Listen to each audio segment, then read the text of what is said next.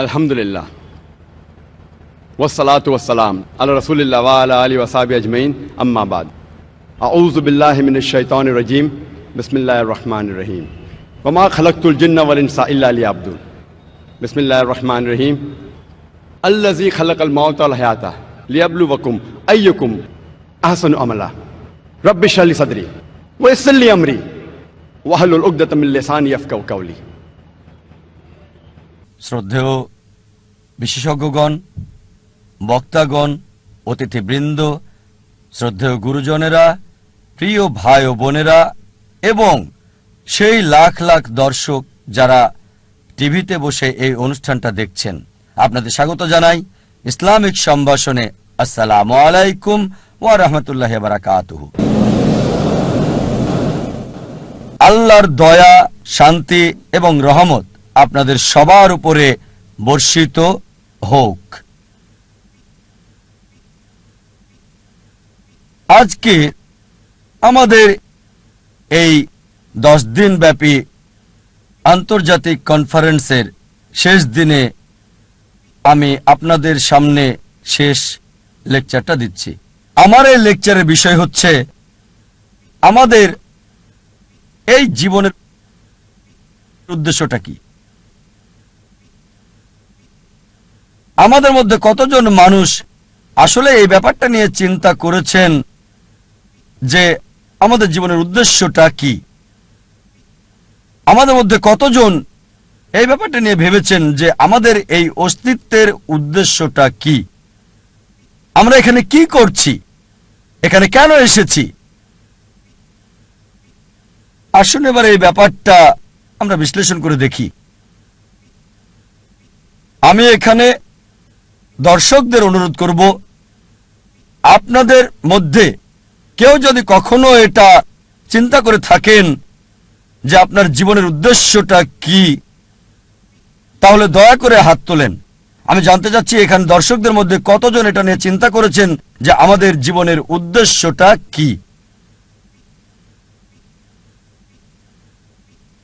এখান থেকে দেখতে পাচ্ছি 10-15 জন, খুব বেশি হলে 100 জন।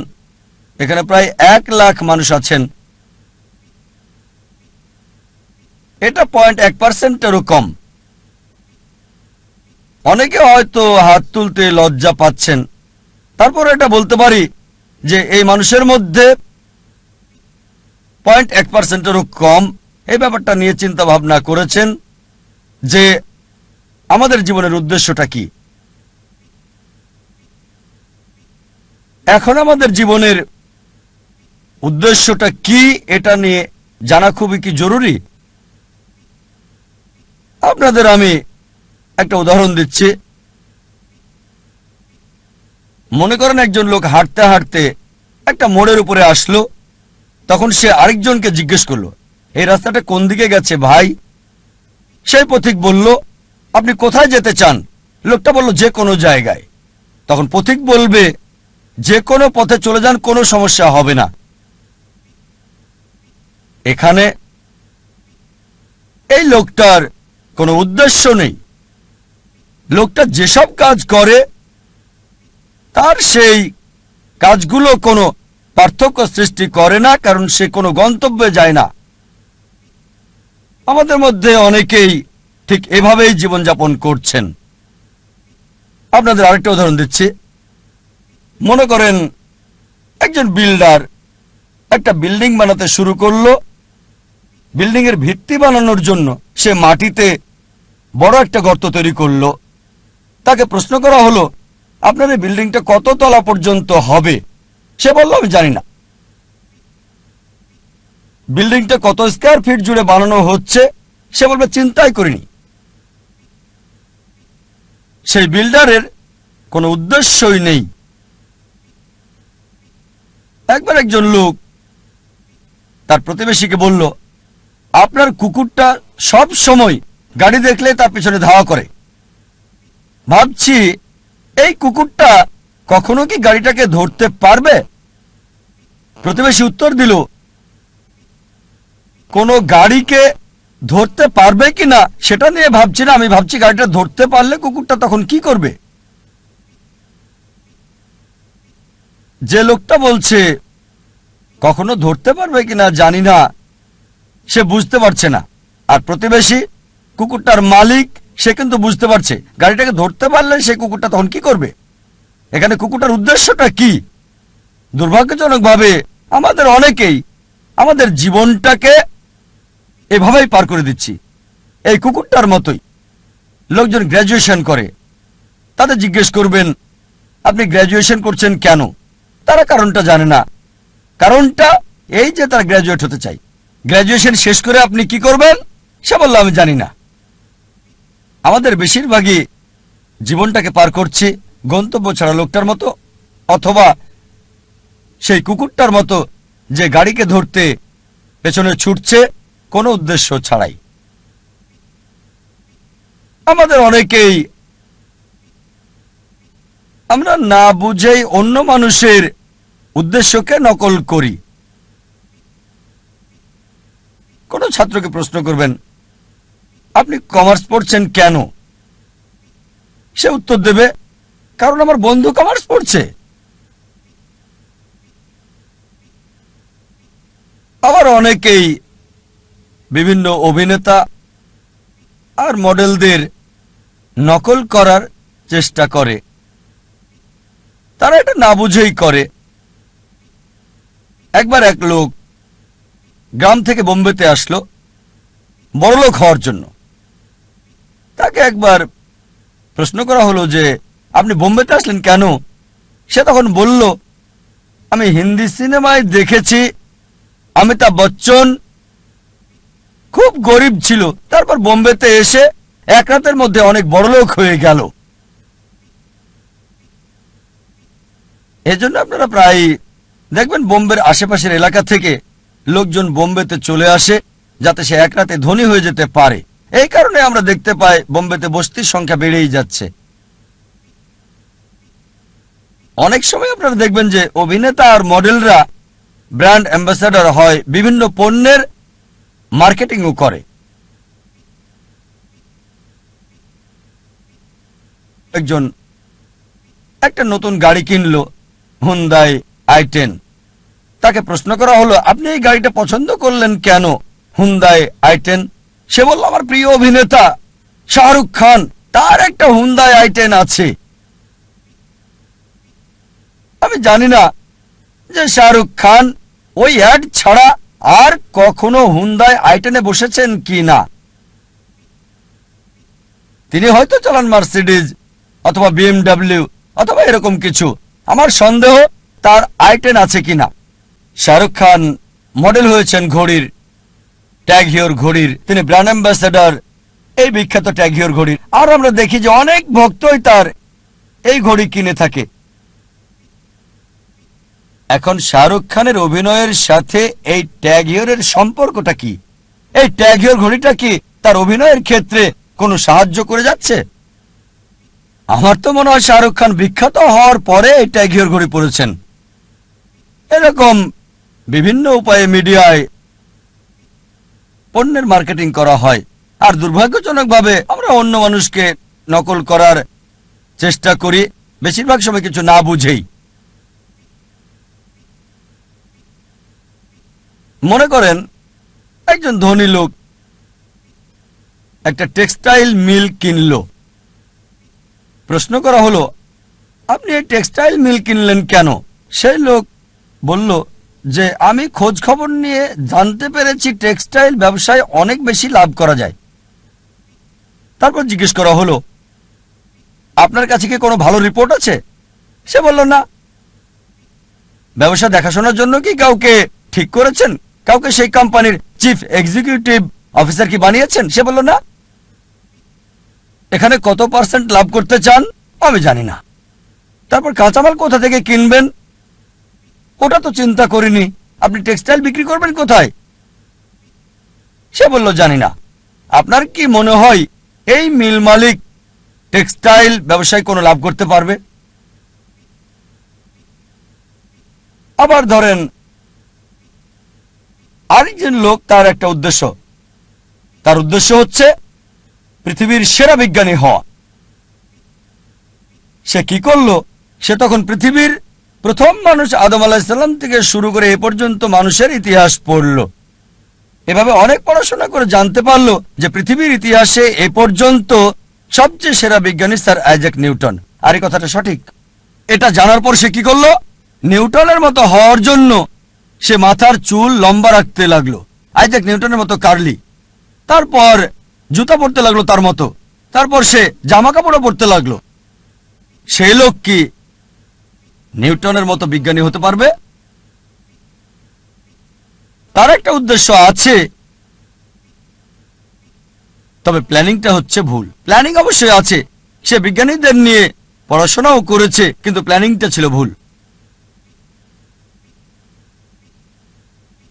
এবার মূল প্রশ্নে আসি যে আমাদের জীবনের মূল উদ্দেশ্যটা কি? পৃথিবীতে আমাদের এই অস্তিত্বের উদ্দেশ্যটা কি? আপনাদের কি মনে হয় কে এই প্রশ্নের সঠিক উত্তরটা দিতে পারবেন যে পৃথিবীতে আমাদের জীবনের উদ্দেশ্যটা কি? কে? ডাক্তার জাকির নায়েক পারবেন? অবশ্যই এর উত্তর হবে না। তাহলে কি বিজ্ঞানীরা এই প্রশ্নের উত্তর দিতে পারবেন? এবার উত্তর না। তাহলে কি দার্শনিকরা এর উত্তর দিতে পারবেন? তারাও পারবেন না। এই প্রশ্নের সবচেয়ে সেরা উত্তর যে আমাদের জীবনের উদ্দেশ্যটা কি, এর উত্তর দিতে পারবেন আমাদের স্রষ্টা সর্বশক্তিমান আল্লাহ সুবহানাহু ওয়া তাআলা। আমার লেকচারের শুরুতে পবিত্র কোরআনের একটা আয়াত বলেছিলাম, সূরা জারিয়াত অধ্যায় 51 আয়াত 5 ও 6। এখানে আল্লাহ বলেছেন, ওয়ামা খালাকতুল জিন্না ওয়াল ইনসা ইল্লা লিয়াবুদুন। আমি জিন এবং মানুষকে সৃষ্টি করেছি আমার ইবাদতের জন্য। জিন এবং মানুষকে সৃষ্টি করেছি শুধু আমার ইবাদতের জন্য। এখানে আরবি শব্দ হচ্ছে ইবাদা, মূল শব্দ আব্দ থেকে এসেছে, যার অর্থ চাকর, এর মানে দাস। ইবাদা মানে নির্দেশ পালন, মানে গোলামি, এর মানে অনুগত, সমর্পণ করা। সংক্ষেপে ইবাদা মানে গোলামি বা আল্লাহ সুবহানাহু ওয়া তাআলার নির্দেশ মান্য করা। আমাদের স্রষ্টা সর্বশক্তিমান আল্লাহর যা কিছু আল্লাহ সুবহানাহু ওয়া তাআলা সর্বশক্তিমান আল্লাহ নির্দেশ দিয়েছেন আমরা মানি, এটাই হচ্ছে ইবাদা, এটাই প্রার্থনা। যেমন ধরেন আল্লাহ সুবহানাহু ওয়া তাআলা বলেছেন 5টি পিলার মানতে হবে।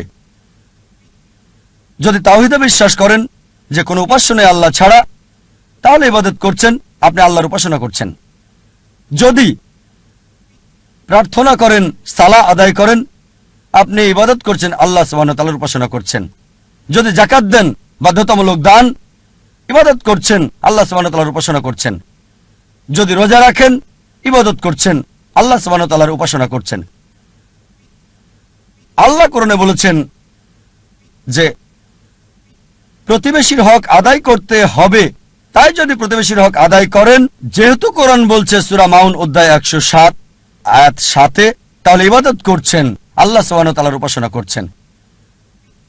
যদি বিরত থাকেন যেগুলো থেকে সর্বশক্তিমান স্রষ্টা আল্লাহ সুবহানাহু ওয়া তাআলা বিরত থাকতে বলেছেন, তাহলে আপনি ইবাদত করছেন। যদি মদপান থেকে বিরত থাকেন, আপনি ইবাদত করছেন। যদি শুকর না খান, তাহলে আপনি ইবাদত করছেন, আল্লাহ সুবহানাহু ওয়া তাআলার উপাসনা করছেন। যদি বিরত থাকেন চুরি করা থেকে, ধোঁকা দেওয়া থেকে, মিথ্যে বলা থেকে, আপনি ইবাদত করছেন, আল্লাহ সুবহানাহু ওয়া তাআলার উপাসনা করছেন। সংক্ষেপে আল্লাহ সুবহানাহু ওয়া তাআলার নির্দেশ মান্য করলে, নিজের ইচ্ছাকে আল্লাহর কাছে সমর্পণ করলে আপনি ইবাদত করছেন, আপনি আল্লাহ সুবহানাহু ওয়া তাআলার উপাসনা করছেন। আর মানুষের প্রতিটি কাজই ইবাদত বললে গণ্য হবে যদি দুটি শর্ত মানেন।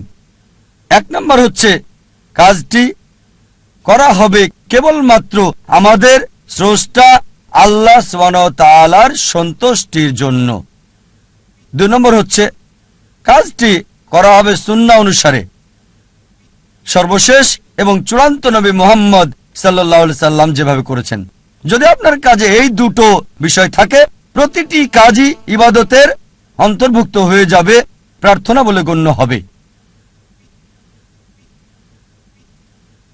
যখন কোনো যন্ত্র কিনেন, সেই যন্ত্রের সাথে একটা নির্দেশিকা বই দেওয়া হয়। যদি আপনি মানুষকে মেশিন বলে ধরেন, তাহলে একমত হবেন যে মানুষ হচ্ছে সবচেয়ে জটিল মেশিন এই পৃথিবীর বুকে। আপনার কি মনে হয় না এই মানুষের জন্য এই মেশিনের নির্দেশিকা বই দরকার আছে? মানুষের জন্য সর্বশেষ এবং চূড়ান্ত নির্দেশিকা বই হচ্ছে পবিত্র কোরআন। পবিত্র কোরআন আল্লাহ সুবহানাহু ওয়া তাআলার সর্বশেষ এবং চূড়ান্ত নির্দেশ, যা সর্বশেষ ও চূড়ান্ত নবী মুহাম্মদ সাল্লাল্লাহু আলাইহি ওয়াসাল্লামকে দেওয়া হয়েছে। সর্বশেষ ও চূড়ান্ত নির্দেশিকা মানব জাতির জন্য।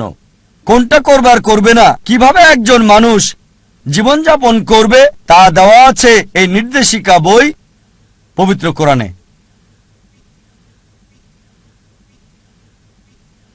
অনেকে আমাকে প্রশ্ন করে, কেন সর্বশক্তিমান আল্লাহ ইবাদত চান আমাদের? আমাদের ইবাদত কি তার প্রয়োজন? কেন চান আমরা তার প্রশংসা করি? আল্লাহু আকবার, আল্লাহ মহান, সর্বশক্তিমান, আল্লাহ কি প্রশংসার প্রয়োজন? আল্লাহ উত্তর দিচ্ছেন পবিত্র কোরআনে, সূরা ফাতির অধ্যায় 35 আয়াত 15, হে মানুষ, তোমরাই আল্লাহর মুখাপেক্ষী, আর আল্লাহ সকল অভাব মুক্ত, সকল প্রশংসা তার। কোরআন বলছে সূরা ফাতিরে অধ্যায় 35 আয়াত 15, হে মানুষ, তোমরাই আল্লাহর সাহায্য প্রার্থী, আল্লাহ সকল অভাব মুক্ত, প্রশংসা কেবল তারই। আমাদেরকে আল্লাহ সুবহানাহু ওয়া তাআলা ইবাদত করতে বলেন, তার প্রশংসা করতে বলেন, তার ভালোর জন্য নয়, আমাদের ভালোর জন্য। যখন আল্লাহু আকবার বলি, এটা আল্লাহকে মহান করে না, আল্লাহ এমনিতেই অতি মহান। আপনি আল্লাহু আকবার বলেন আর না বলেন, তারপরও আল্লাহ অতি মহান থাকবেন। এতে আল্লাহ সুবহানাহু ওয়া তাআলার কিছুই যায় আসে না। তবে আল্লাহ সুবহানাহু ওয়া তাআলা চান আমরা তার প্রশংসা করি, কারণ তিনি আমাদের মানসিকতা বোঝেন। আমরা মানুষরা যখন কারো প্রশংসা করি, যখন মহান বা বিখ্যাত কাউকে চিনি, আমরা সাধারণত তার কথায় মেনে চলি। যেমন ধরেন, আপনার মার হার্ট অ্যাটাক হয়েছে, আপনার কাছে একটা অপশন, একজন সাধারণ মানুষ এসে আপনাকে উপদেশ দিচ্ছে, আপনি কি তার উপদেশ মানবেন, নাকি পৃথিবীর সবচেয়ে বড় হার্ট স্পেশালিস্টের উপদেশ আপনি মানবেন? সেই লোকটি আপনাকে ফ্রি উপদেশ দিচ্ছে, আপনি কার উপদেশ নেবেন? হার্ট অ্যাটাক হয়েছে আপনার মায়ের জন্য, পৃথিবীর বিখ্যাত হার্ট স্পেশালিস্টের উপদেশ নাকি সাধারণ লোকের? এটা স্বাভাবিক, কারণ জানেন হার্ট স্পেশালিস্ট বিখ্যাত, লোকজন তার প্রশংসা করে, আপনি তার উপদেশই মানতে চাইবেন। একইভাবে আল্লাহ সুবহানাহু ওয়া তাআলা আমাদের প্রশংসা চান, তিনি মহান, আল্লাহ অতি মহান, আল্লাহ সবকিছু জানেন, আল্লাহ মহাজ্ঞানী। তাই যখন আমরা বলি যে তিনি হচ্ছেন মহাজ্ঞানী, আর যখন তিনি আমাদেরকে উপদেশ দেন, আমরা অনুসরণ করতে চাই। যদি না মানেন তিনি মহাজ্ঞানী, মহাপ্রজ্ঞাশীল, তাহলে তার উপদেশ মানার সম্ভাবনা কম। আল্লাহ সুবহানাহু ওয়া তাআলা আমাদের ইবাদত চান, প্রশংসা চান, তার উপকারের জন্য নয়, এটা আমাদের উপকারের জন্য। আল্লাহ বলেন সূরা ফাতির অধ্যায় 35 আয়াত 15, হে মানুষ, তোমাদেরই আল্লাহর সাহায্য দরকার, আর আল্লাহ কারো মুখাপেক্ষী নন, সকল প্রশংসা তারই। আরেকটা উদাহরণ দিচ্ছে, ধরেন কোন এক দম্পতি বিয়ে হয়েছে কয়েক বছর আগে, তাদের কোনো সন্তান নেই। সাধারণত অধিকাংশ এরকম দম্পতি দুঃখে থাকে। আবার আরেকটা দম্পতি আছে, আর তাদের একটা সন্তান আছে, আদর স্নেহ দিয়ে লালন পালন করছে। যখন সন্তানটি 15 বা 16 বছরের হলো, তখন সে মারা গেল। স্বাভাবিকভাবেই তারা খুব দুঃখ পাবে। প্রথম দম্পতি যাদের সন্তান নেই তারা দুঃখে থাকে, তবে দ্বিতীয় দম্পতি মানে যাদের সন্তান আছে, লালন পালন করার পর টিনেজ হওয়ার পর বাচ্চাটি মারা গেল, তারা আরো বেশি দুঃখ পাবে। এখন তৃতীয় প্রকারের পিতামাতা রয়েছে, যাদের সন্তান আছে, তাকে ভালোবাসা স্নেহ দিয়ে লালন করছে, তার দেখাশোনা করছে, তবে যখন বড় হলো, প্রাপ্তবয়স্ক হলো, তখন পিতামাতার সাথে কথা বলে না, তাদের দেখাশোনা করে না। এমন সন্তানকে আপনি তখন কি বলবেন? অবশ্যই আপনি তাকে বলবেন অমানবিক, অবিবেচক বলবেন, অকৃতজ্ঞ বলবেন। সবাই এটা মানবেন যে যদি আপনার পিতামাতা স্নেহ ভালোবাসা দিয়ে আপনাকে লালন পালন করে, দেখাশোনা করে, সবকিছু আপনাকে দেয়, বড় হলেন, প্রাপ্তবয়স্ক হলেন, তখন আর কথা বলেন না, খোঁজ খবর নেন না, এমনকি দেখাও করেন না, অবশ্যই এমন সন্তানকে বলবেন অবিবেচক, অকৃতজ্ঞ, এরা নিষ্ঠুর। এটা যদি মানেন তাহলে চিন্তা করেন ওই সকল মানুষকে কি বলবেন যারা স্রষ্টার প্রতি অকৃতজ্ঞ। আমাদের স্রষ্টা আল্লাহ সুবহানাহু ওয়া তাআলা সর্বশক্তিমান আল্লাহ শুধু আমাদেরকে সৃষ্টি করেননি, আমাদের পিতামাতাকেও তিনি সৃষ্টি করেছেন। আপনার কি মনে হয় না ধন্যবাদ দেওয়া উচিত আল্লাহ সুবহানাহু ওয়া তাআলাকে? তার অনুগত হওয়া উচিত কিনা? আমাদের মধ্যে কতজন আল্লাহর প্রতি কৃতজ্ঞতা প্রকাশ করে তার অনুগ্রহের জন্য, তার দয়ার জন্য যা আমাদের উপর তিনি করেছেন? কয়জন আমাদের মধ্যে? সর্বশক্তিমান স্রষ্টা আল্লাহ সুবহানাহু ওয়া তাআলা আমাদের জীবন দিয়েছেন, এই পৃথিবীর কল্যাণ দিয়েছেন, খাদ্য, বস্ত্র, আশ্রয় দিয়েছেন। চিন্তা করতে পারেন যদি কয়েক দিনের জন্য পানি না পান, স্বাভাবিকভাবে মারা যাবেন। কয়জন আমরা আমাদের স্রষ্টাকে কৃতজ্ঞতা জানিয়েছি আল্লাহ সুবহানাহু ওয়া তাআলার প্রতি, যিনি আমাদের এই পানি দিয়েছেন? কখনো কি চিন্তা করেছেন যে বাতাস আমরা নিঃশ্বাস নিই, যদি কয়েক মিনিটের জন্য বাতাস না পাই কি অবস্থা হবে? অবশ্যই মারা যাব। কয়জন আমরা স্রষ্টাকে ধন্যবাদ দিয়েছি আল্লাহ সুবহানাহু ওয়া তাআলাকে এই বাতাসের জন্য?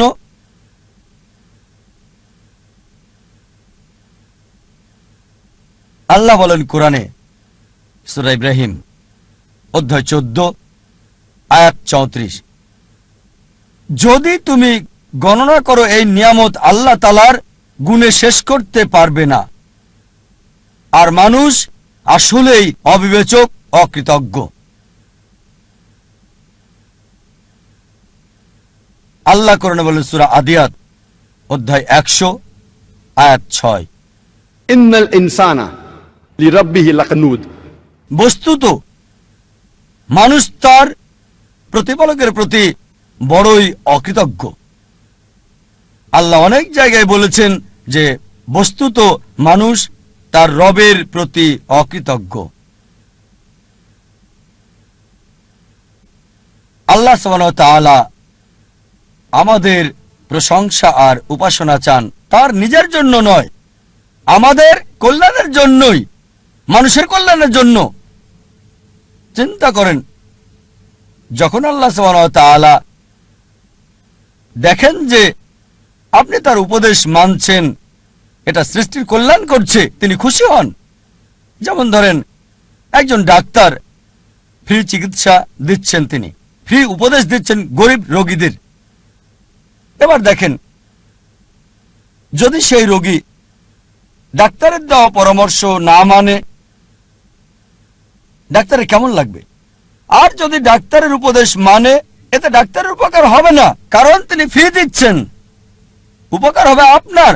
আর যখন তার উপদেশ মানেন, ডাক্তার খুশি হয়, অন্তত আমার রোগী এখন ভালো আছে।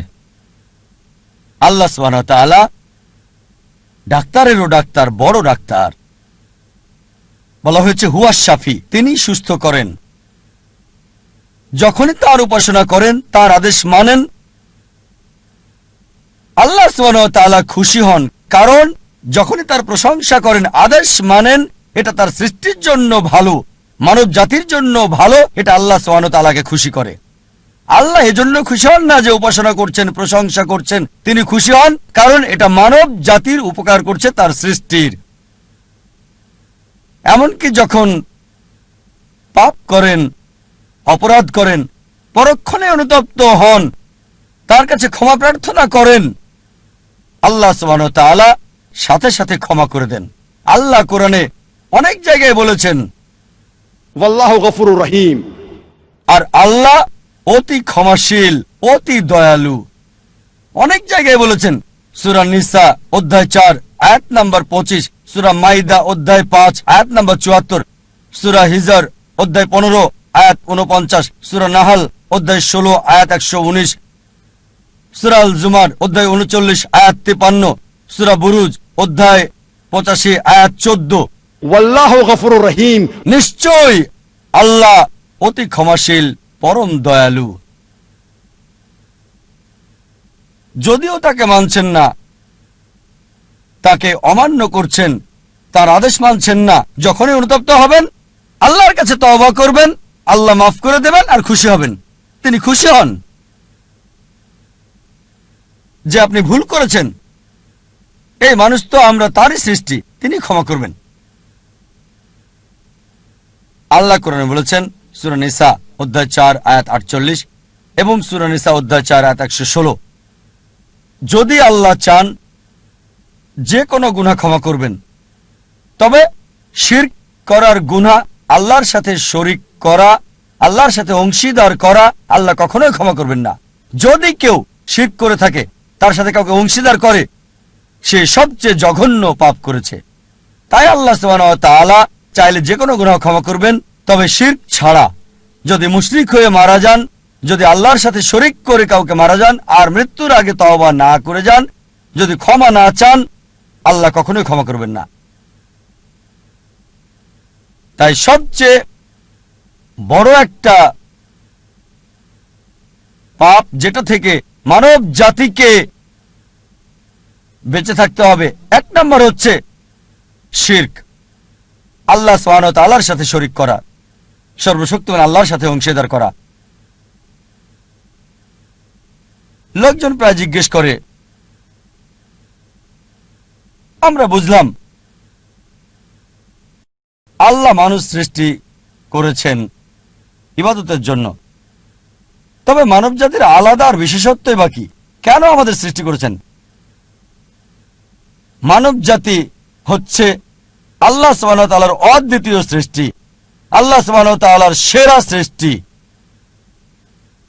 মানব জাতি এবং জিন হচ্ছে একমাত্র সৃষ্টি যাদেরকে ইচ্ছার স্বাধীনতা দেওয়া হয়েছে।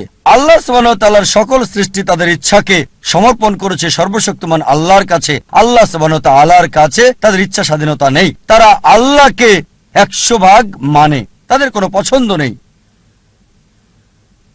তবে মানব জাতি আর জিনের সুযোগ রয়েছে মানা অথবা না মানার আল্লাহ সুবহানাহু ওয়া তাআলাকে। আল্লাহ কোরআনে বলেছেন সূরা 3 অধ্যায় 95 আয়াত 4, নিশ্চয়ই আমি মানুষকে সৃষ্টি করেছি উত্তম আকৃতি দিয়ে। লাকাদ খালাকনাল ইনসানা ফি আহসানি তাকওয়িম, নিশ্চয়ই মানুষকে অতি উত্তম গঠনে সৃষ্টি করেছি। মানব জাতি আল্লাহ সুবহানাহু ওয়া তাআলার সেরা সৃষ্টি। উত্তম আকৃতিতে সৃষ্টি করা ছাড়াও আমরা একক, আমাদের সুযোগ আছে মানা এবং না মানার আল্লাহ সুবহানাহু ওয়া তাআলাকে। ইচ্ছার স্বাধীনতা দেওয়ার পর যদি আপনি আল্লাহ সুবহানাহু ওয়া তাআলার নির্দেশ মানেন, আপনি ফেরেশতাদের চেয়েও উত্তম, কারণ ফেরেশতাদের ইচ্ছার স্বাধীনতা নেই, তারা সর্বশক্তিমান আল্লাহকে মানে স্বাধীন ইচ্ছা ছাড়া। তাই যখন পূর্ণ স্বাধীনতার পরও আপনি মানেন এবং তার কাছে নিজের ইচ্ছাকে সমর্পণ করেন, আপনি ফেরেশতাদের চেয়ে উত্তম। অনেকেই বলে থাকে, ও এই লোকটি ফেরেশতা। এর দুটো মানে হয়, একটা হতে পারে অপমান করা, কারণ মানুষ ফেরেশতার চেয়ে উত্তম,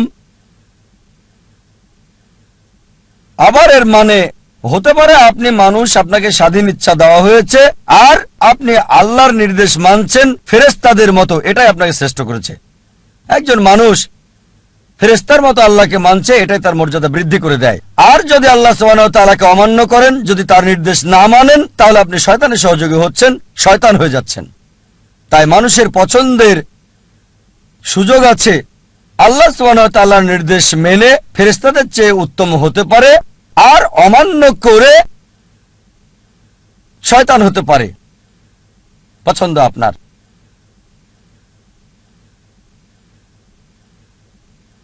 যখন আমরা ভালো করে দেখি কেন আল্লাহ সুবহানাহু ওয়া তাআলা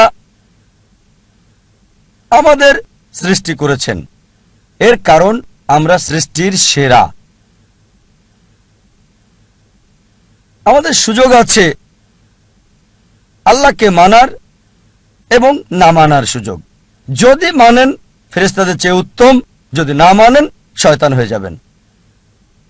আর আল্লাহ বলেন এই জীবন আমাদের জন্য পরীক্ষা। আমি আলোচনা শুরু করেছিলাম কোরআনের একটা আয়াত দিয়ে, সূরা মুলক অধ্যায় 67 আয়াত 2। আল্লাহ বলেছেন, আল্লাযী খালাকাল মাউতা ওয়াল হায়াতা লিয়াবলুয়াকুম আইয়ুকুম আহসানু আমালা। আল্লাহ সৃষ্টি করেছেন জীবন এবং মৃত্যু তোমাদের পরীক্ষার জন্য, কে তোমাদের মধ্যে উত্তম আমলকারী। আল্লাহ জীবন মৃত্যু দিয়েছেন পরীক্ষা করার জন্য, মানুষের মধ্যে কে উত্তম আমল করে। তাই এই জীবনটা হচ্ছে আখিরাতের জন্য পরীক্ষা। আল্লাহ বলেন সূরা আল ইমরান অধ্যায় 3 আয়াত 185, কুল্লু নাফসিন যায়কাতুল মউত। প্রত্যেক প্রাণী মৃত্যুর স্বাদ গ্রহণ করবে। আপনার চূড়ান্ত ফয়সালা দেওয়া হবে বিচারের দিনে। যে মানুষই আগুন থেকে রক্ষা পাবে তাকে কল্যাণময় উদ্যানে প্রবেশ করানো হবে। জীবনের উদ্দেশ্যে যে মানুষ সফল হয়েছে, অবশ্যই দুনিয়ার এই জীবন ছলনা ছাড়া আর কিছুই না। আল্লাহ কোরআনে বলেন সূরা বাকারা অধ্যায় 2 আয়াত 155, নিশ্চিত যেন আমি তোমাদেরকে পরীক্ষা করব ভয় দিয়ে, ক্ষুধা দিয়ে, অথবা সম্পদের ক্ষতি দিয়ে, জানের ক্ষতি দিয়ে, জমিনের ক্ষতি দিয়ে। তাদের জন্য সুসংবাদ যারা ধৈর্য ধারণ করে। আল্লাহ সুবহানাহু ওয়া তাআলা আমাদের জীবন মৃত্যু সৃষ্টি করেছেন পরীক্ষা করার জন্য, যে মানুষের মধ্যে কে উত্তম আমলকারী। আর অবশ্যই আল্লাহ পরীক্ষা করবেন ভয় দিয়ে, ক্ষুধা দিয়ে, মালের ক্ষতি দিয়ে, জীবনের ক্ষতি দিয়ে, আর সারা জীবনের অর্জন দিয়ে, ফসলের ক্ষতি দিয়ে। বিভিন্ন মানুষকে বিভিন্নভাবে পরীক্ষা করেন। আল্লাহ কোরআনে বলেন যে আল্লাহ সুবহানাহু ওয়া তাআলা কিছু কিছু মানুষকে বেশি অনুগ্রহ করে থাকেন অন্যদের তুলনায়। আল্লাহ কোরআনে বলেন সূরা আনাম অধ্যায় 6 আয়াত 165, যে তিনি কিছু মানুষকে বেশি মর্যাদা দিয়েছেন অন্যদের উপরে, আর তিনি কিছু মানুষকে বেশি সুযোগ দেন, এভাবে তাদেরকে পরীক্ষা করে থাকেন। তাই যদি আল্লাহ মর্যাদা দেন আর আপনাকে পুরস্কৃত করেন, আপনাকে প্রাচুর্য দেন, প্রস্তুত হন, আল্লাহ আপনাকে পরীক্ষা করছেন। আল্লাহ কোরআনে বলেন সূরা আনফাল অধ্যায় 8 আয়াত 28, যে তোমাদের সম্পদ, তোমাদের সন্তান তোমাদের জন্য পরীক্ষা। যে সম্পদ আল্লাহ আপনাকে দিয়েছেন, যে সন্তান আল্লাহ আপনাকে পরীক্ষা করছেন সেগুলো দিয়ে। আল্লাহ বলেন সূরা মুনাফিকুন অধ্যায় 63 আয়াত নম্বর 9, তোমার সম্পদ আর সন্তান যেন তোমাকে ভুলিয়ে না দেয় সৃষ্টিকর্তা আল্লাহ সুবহানাহু ওয়া তাআলার কথা। আল্লাহ কোরআনে বলেন সূরা আনকাবুত অধ্যায় 29 আয়াত 2, যে মনে করো না মুখে বললেই হবে আমি বিশ্বাস করি আর আল্লাহ পরীক্ষা করবেন না। শুধু মুখে বললে আমি মুসলিম, আমি বিশ্বাসী, আমি মুমিন। আল্লাহ বলছেন কোরআনে মনে করো না যে আল্লাহ তোমাকে পরীক্ষা করবেন না। আল্লাহ অবশ্যই পরীক্ষা করবেন। আর যদি পরীক্ষায় পাশ করেন আপনি জান্নাতে যাবেন। শুধু মুখে বললে আমি মুসলিম, আমি মোহাম্মদ, আমি জাকির, আমি আব্দুল্লাহ, জান্নাতে যেতে পারবেন না। আল্লাহ অবশ্যই পরীক্ষা করবেন। যদি পরীক্ষায় পাশ করেন ইনশাআল্লাহ জান্নাতে যাবেন। জান্নাতে যাওয়ার জন্য একজন মানুষের কি দরকার? জান্নাতে যাওয়ার মাপকাঠি কি? এই প্রশ্নের উত্তর দেওয়া হয়েছে সূরা আল আসর অধ্যায় 103 আয়াত 1 থেকে 3, যেখানে আল্লাহ বলেছেন, ওয়াল আসর ইন্নাল ইনসানা লাফি খুসর ইল্লাল্লাযিনা আমানু ওয়া আমিলুস সলিহাতি ওয়া তাওয়াসাউ বিল হাক্কি ওয়া তাওয়াসাউ বিস সাবর। সময়ের কসম, নিশ্চয়ই মানুষ ক্ষতির মধ্যে আছে, তারা ব্যতীত যারা ঈমান আনে, সৎকর্ম করে, মানুষকে সত্যের দিকে আহ্বান করে, ধৈর্য এবং সবুরের উপদেশ দিয়ে থাকে। একজন মানুষকে 3টি অর্জনের জন্য 4টে কাজ করতে হবে। 3টি কাজ হচ্ছে, প্রথম কাজ আল্লাহর সন্তুষ্টি। আল্লাহর সন্তুষ্টির মাধ্যমে পৃথিবীতে শান্তি এবং আখিরাতে জান্নাত অর্জন। এই 3টির জন্য 4টি কাজ করতে হবে। প্রথম কাজটা পূর্ণ ঈমান থাকা। দ্বিতীয় কাজ হচ্ছে পুণ্য বা সৎকর্ম। তৃতীয় কাজ হচ্ছে দাওয়া, সত্যের দিকে মানুষকে আহ্বান করা। আর চতুর্থ কাজ হবে ধৈর্য এবং সবর, মানুষকে ধৈর্য আর সবরের কথা বলা।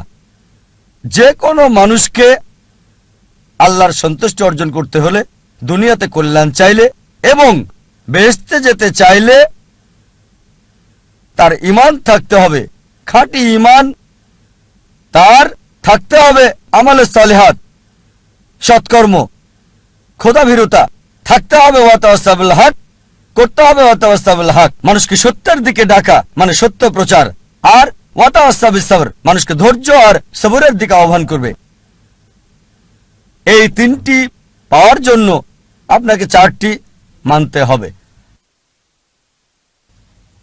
আরেকটা হাদিস নবী মুহাম্মদ সাল্লাল্লাহু আলাইহি ওয়াসাল্লামের, এটা আছে সুনান তিরমিজি ভলিউম 4 অধ্যায় 60 হাদিস নাম্বার 2517। আনাস ইবনে মালিক রাদিয়াল্লাহু আনহু তিনি বলেছেন, একবার এক লোক নবীজিকে জিজ্ঞেস করলো, আমি কি আমার উটটাকে বেঁধে রাখবো নাকি আল্লাহর উপর ভরসা করে ওটাকে আমি ছেড়ে দেব? উট ছেড়ে দেব আর আল্লাহর উপর ভরসা করব? নবীজি বললেন, বেঁধে রাখো, বেঁধে রেখে আল্লাহর উপর ভরসা করো। তার মানে এই না যে আপনি উটটাকে দেবেন ছেড়ে আর বলবেন আল্লাহর উপর বিশ্বাস আছে, তাওয়াক্কালতু আলাল্লাহ, আল্লাহর উপর ভরসা। দরজা খোলা রেখে চলে যেতে পারেন না, আর বলতে পারেন না যে আল্লাহর উপর ভরসা, চোর ডাকাত আসবে না। দরজা বন্ধ রেখে আল্লাহর উপর ভরসা রাখতে হবে। আল্লাহর উপর ভরসা করা জরুরি, আল্লাহর সমস্ত নির্দেশাবলী মানাও জরুরি। আর সফলতার জন্য আল্লাহর উপর ভরসা খুবই জরুরি। আল্লাহ কোরআনে বলেন সূরা আল ইমরান অধ্যায় 3 আয়াত 160, যদি আল্লাহ চান কেউ পেছনে ফেলতে পারবে না, আর তিনি সাহায্য না করলে কে আছে এমন যে সাহায্য করবে? আর মুমিন লোকগণ কেবল আল্লাহর উপরে ভরসা করেন। আল্লাহ বলেন সূরা আনকাবুত অধ্যায় নম্বর 29 আয়াত নম্বর 69 যে যদি চেষ্টার সংগ্রাম করো আল্লাহ সুবহানাহু ওয়া তাআলার পথে, তিনি পথ খুলে দেবেন। আল্লাহ আরো বলেন সূরা নাহাল অধ্যায় 17 আয়াত 43 এবং সূরা আম্বিয়া অধ্যায় 21 আয়াত 7, ফাসআলু আহলিয যিকরি ইন কুনতুম লা তা'লামুন। যদি তোমরা না জানো তাকে জিজ্ঞেস করো যে জানে, তার কাছে যার জ্ঞান আছে। তাই সফলতার জন্য প্রথম আল্লাহর উপর ভরসা, দ্বিতীয় হচ্ছে চেষ্টা করা, সাধনা করা আল্লাহ সুবহানাহু ওয়া তাআলার পথে, তৃতীয় হচ্ছে যে জানে তাকে জিজ্ঞেস করা। পরিকল্পনাটাও জরুরি, গন্তব্য থাকাটাও জরুরি। আর আমরা যখন পড়ে দেখি ম্যানেজমেন্ট গুরু বই, অনেক গন্তব্য নির্ধারিত আর সেটা তারা দিয়েছে। তবে আমার কাছে সেরা প্ল্যানিং, সবচেয়ে সেরা গন্তব্য হচ্ছে ইসলামিক, ISLAMIC, আই এটা দিয়ে ইসলামিক। আপনার গন্তব্য আল্লাহ সুবহানাহু ওয়া তাআলা এবং নবী মুহাম্মদ সাল্লাল্লাহু আলাইহি সাল্লামের শিক্ষা অনুযায়ী হতে হবে। আপনার গন্তব্য কোরআন এবং সর্বশেষ এবং চূড়ান্ত বার্তাবাহক নবী মুহাম্মদ সাল্লাল্লাহু আলাইহি সাল্লামের হাদিসের অনুযায়ী হতে হবে। এটা ইসলামিক হতে হবে। এক নম্বর এস হচ্ছে লক্ষ্য নির্দিষ্ট হতে হবে, স্পেসিফিক হতে হবে, অস্পষ্ট হবে না। আরেকটা উদাহরণ দিচ্ছি। ধরেন একজন শিক্ষক ছাত্রদের ধনুবিদ্যা সম্পর্কে শিক্ষা দিচ্ছেন, আর ছাত্রদের বললেন, যারা তীর চালানো শিখছিল, গাছের ডগায় বসা একটা পাখিকে নিশানা করছিল। সবাই নিশানা করছে, শিক্ষক বললেন আমি না বললে কেউ তীর ছুড়বে না। প্রথম ছাত্রকে বললেন নিশানা করেছো? সে বলল হ্যাঁ। তুমি কি দেখছো? সে বলল বন দেখছি, গাছ দেখছি, পাখিটাকেও দেখছি। দ্বিতীয় ছাত্রকে বললেন তুমি কি দেখছো? সে বলল স্যার গাছটা দেখছি, গাছের ডাল দেখছি, আর পাখিটাকেও দেখছি। তৃতীয় ছাত্রকে বললেন তুমি কি দেখছো? সেই ছাত্র বলল আমি শুধু গাছের ডাল দেখছি আর পাখির চোখ। চতুর্থ ছাত্রকে বললেন তুমি কি দেখছো?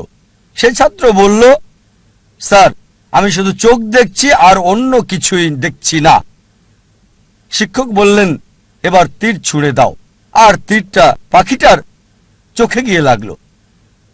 আপনার লক্ষ্য স্পেসিফিক হতে হবে, নির্দিষ্ট হতে হবে। কোন ভ্রমণকারীর মতো হলে হবে না, যার কোনো উদ্দেশ্য নেই।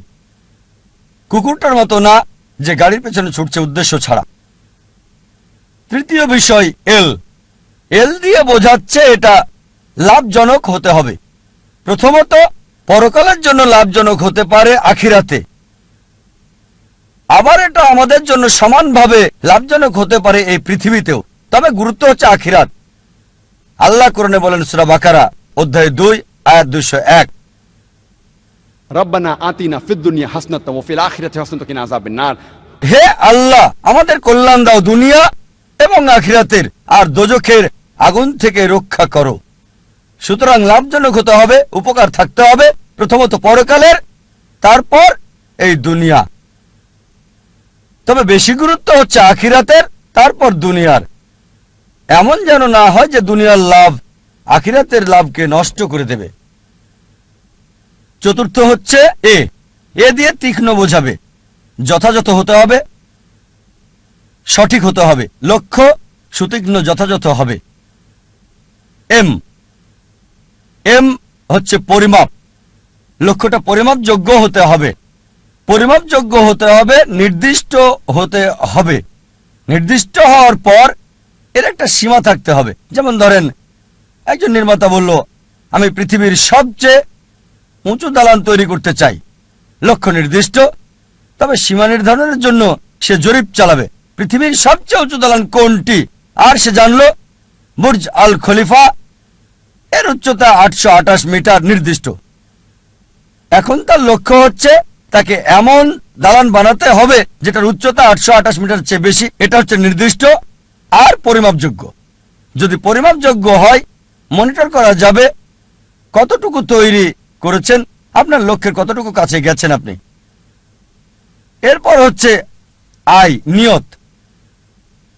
আমাদের প্রিয় নবীজি মুহাম্মদ সাল্লাল্লাহু আলাইহি ওয়াসাল্লাম বলেছেন, এটা আছে সহিহ বুখারীতে ভলিউম নাম্বার 1 অধ্যায় নাম্বার 1 বুক অফ ফেথ হাদিস নাম্বার 1, বুখারীর প্রথম হাদিস, ইন্নামাল আমালু বিন্নিয়া। আপনার কর্ম বিবেচনা করা হবে নিয়তের উপর। আপনার নিয়তের উপর পুরস্কৃত হবেন। আপনার নিয়তটা যেন হয় আল্লাহ এবং রাসূলুল্লাহ সাল্লাল্লাহু আলাইহি সাল্লামের সন্তুষ্টির জন্য। বিখ্যাত হওয়া, জনপ্রিয় হওয়া কারো ইচ্ছা থাকা উচিত না। যদি বিখ্যাত হওয়া উদ্দেশ্য হয় তাহলে আপনার লক্ষ্যটা ভুল। যদি উদ্দেশ্য হয় সন্তুষ্টি অর্জন আল্লাহ আমাদের স্রষ্টা এবং রাসূলের, অবশ্যই আপনাকে আখিরাতে পুরস্কার দেওয়া হবে। আর ইনশাআল্লাহ আল্লাহ এই পৃথিবীতেও আপনাকে কল্যাণ দান করবেন। এটা ধারাবাহিকভাবে হতে হবে লক্ষ্য অর্জন পর্যন্ত। যদি লক্ষ্য অর্জনের সময় সীমিত হয় বা সীমিত না হয়, সব সময় ধারাবাহিক হতে হবে। যেমন ধরেন আপনার লক্ষ্য হচ্ছে রমজান মাসে অন্তত কোরআন পড়তে চান প্রতিদিন 1 পারা, তা আপনার টার্গেট আছে। প্রতিদিন এক পারা পড়বেন।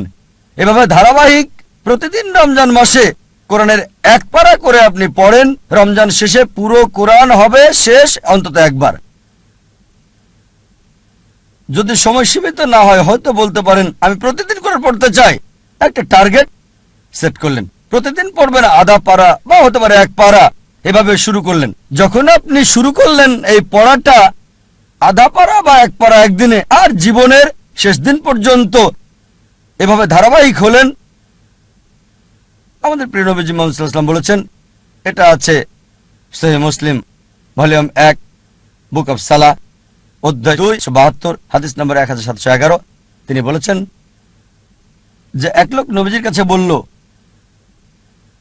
সবচেয়ে ভালো কাজ কোনটি যা আল্লাহ পছন্দ করেন? নবীজি বললেন, আল্লাহ সেই কাজ পছন্দ করেন যেটা ধারাবাহিকভাবে করা হয়, সেটা ছোট কাজ হলেও। একবারে অনেক কাজ করাচ্ছে ধারাবাহিকভাবে কম করাটা ভালো। তাই যে কাজটা নিয়মিত করা হয় সেই কাজটা একবারে অনেকগুলো কাজ করাচ্ছে বেশি ভালো। তাই লক্ষ্যটা হতে হবে ইসলামিক। প্রথমটা ইসলামিক, দ্বিতীয়টা সুনির্দিষ্ট প্রাসঙ্গিক, তৃতীয় লাভজনক কল্যাণকর, চতুর্থ তীক্ষ্ণ যথাযথ, পঞ্চম পরিমাপযোগ্য যা মনিটর করা যাবে, ষষ্ঠ হচ্ছে নিয়ত আল্লাহর সন্তুষ্টির জন্য হতে হবে, সপ্তম ধারাবাহিক হতে হবে। আরেকটা উদাহরণ দিচ্ছি, আমরা অনেকে উইলমা রুডলফের ইতিহাস জানি। উইলমা রুডলফ একজন মেয়ে যে শৈশব থেকেই ভয়ানক রোগ পোলিওতে আক্রান্ত ছিল, আর ডাক্তার তার পায়ে ব্রেস লাগিয়ে রাখত। ডাক্তার বলল, এই মেয়ে কখনোই হাঁটতে পারবে না।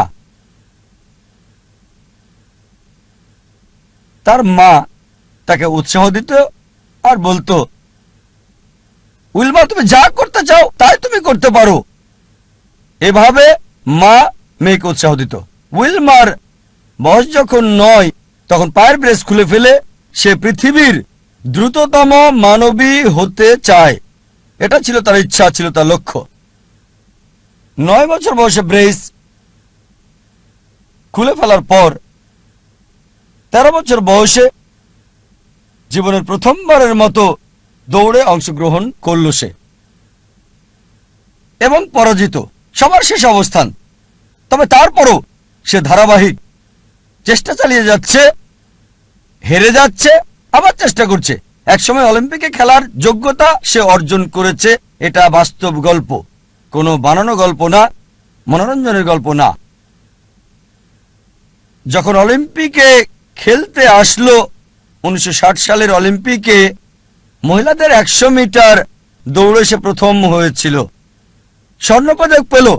200 মিটার দৌড়েও মহিলাদের মধ্যে স্বর্ণপদক পেল। সে 400 মিটার দৌড়েও স্বর্ণপদকটা জয় করে নিল।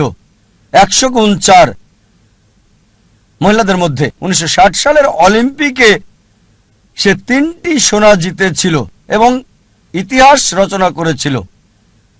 একজন প্যারালাইজড, একজন অচল মহিলা, পোলিও আক্রান্ত, সে পৃথিবীর দ্রুততম মানবী হল 1960 সালের জন্য।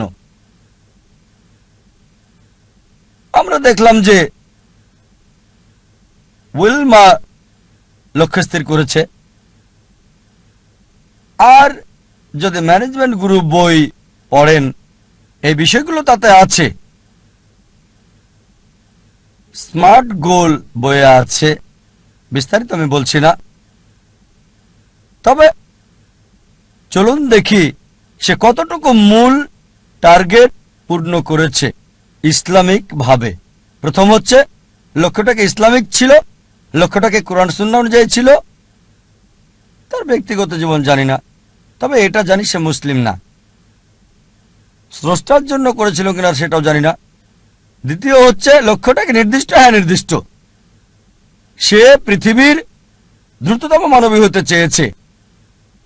এটা লাভজনক, কল্যাণকর, হ্যাঁ, এই পৃথিবীর জন্য লাভজনক। সুনাম পেয়েছে, সম্মান পেয়েছে। তবে আখিরাতের ব্যাপারে আল্লাহ জানেন, আমি জানি না। আখিরাতে এই অলিম্পিক জয়ের সোনা কোনো কাজে আসবে কিনা।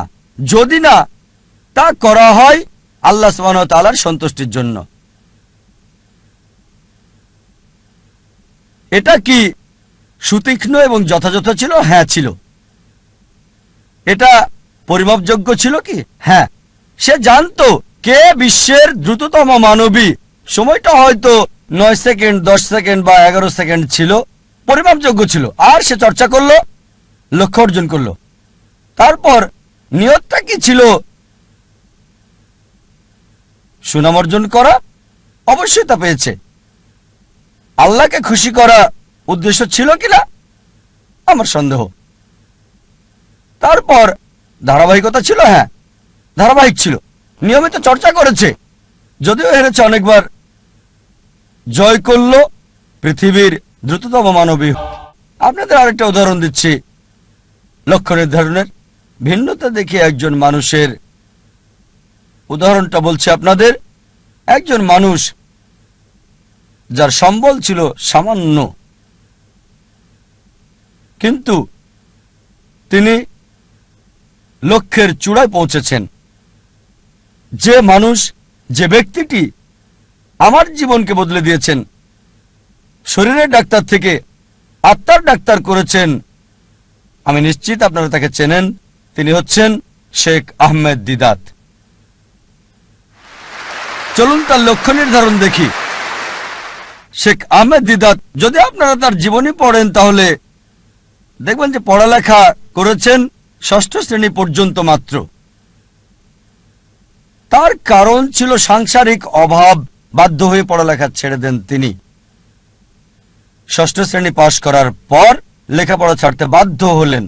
সামান্য সম্বল নিয়ে নিজের দেশ ভারত জন্মস্থান ছেড়ে চলে গেলেন দক্ষিণ আফ্রিকায়। তিনি কাজ করতেন সেলসম্যানের, ফার্নিচারের দোকানে দোকানে, ড্রাইভিংও করেছেন তিনি ইত্যাদি।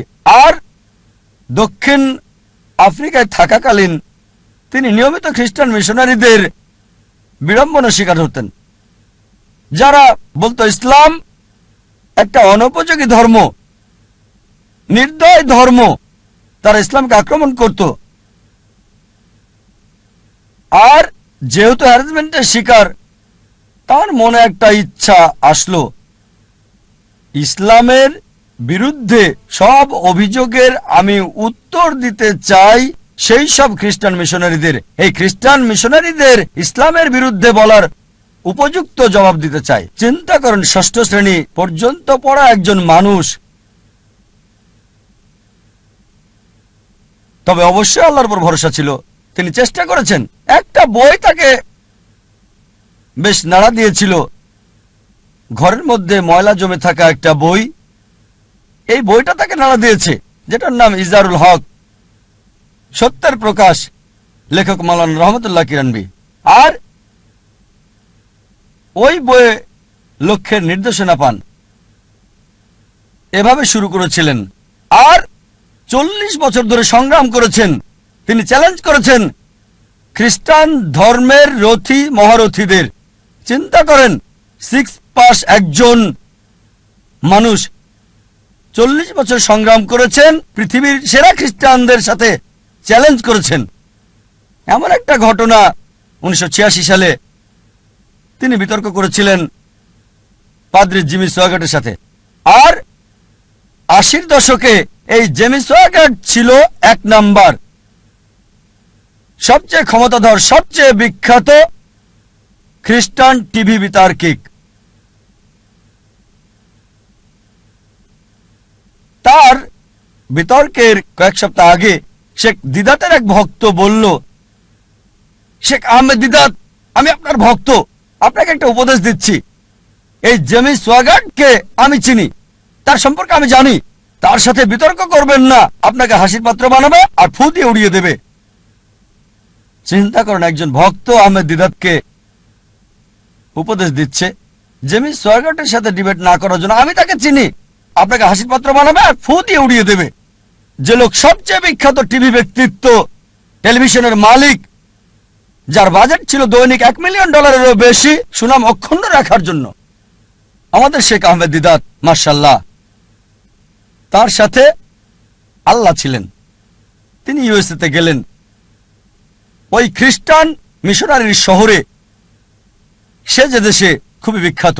তিনি গেলেন, বিতর্ক করলেন, আর আলহামদুলিল্লাহ সুম্মা আলহামদুলিল্লাহ আল্লাহর সাহায্যে তিনি টেবিলটাকে উল্টে দিলেন।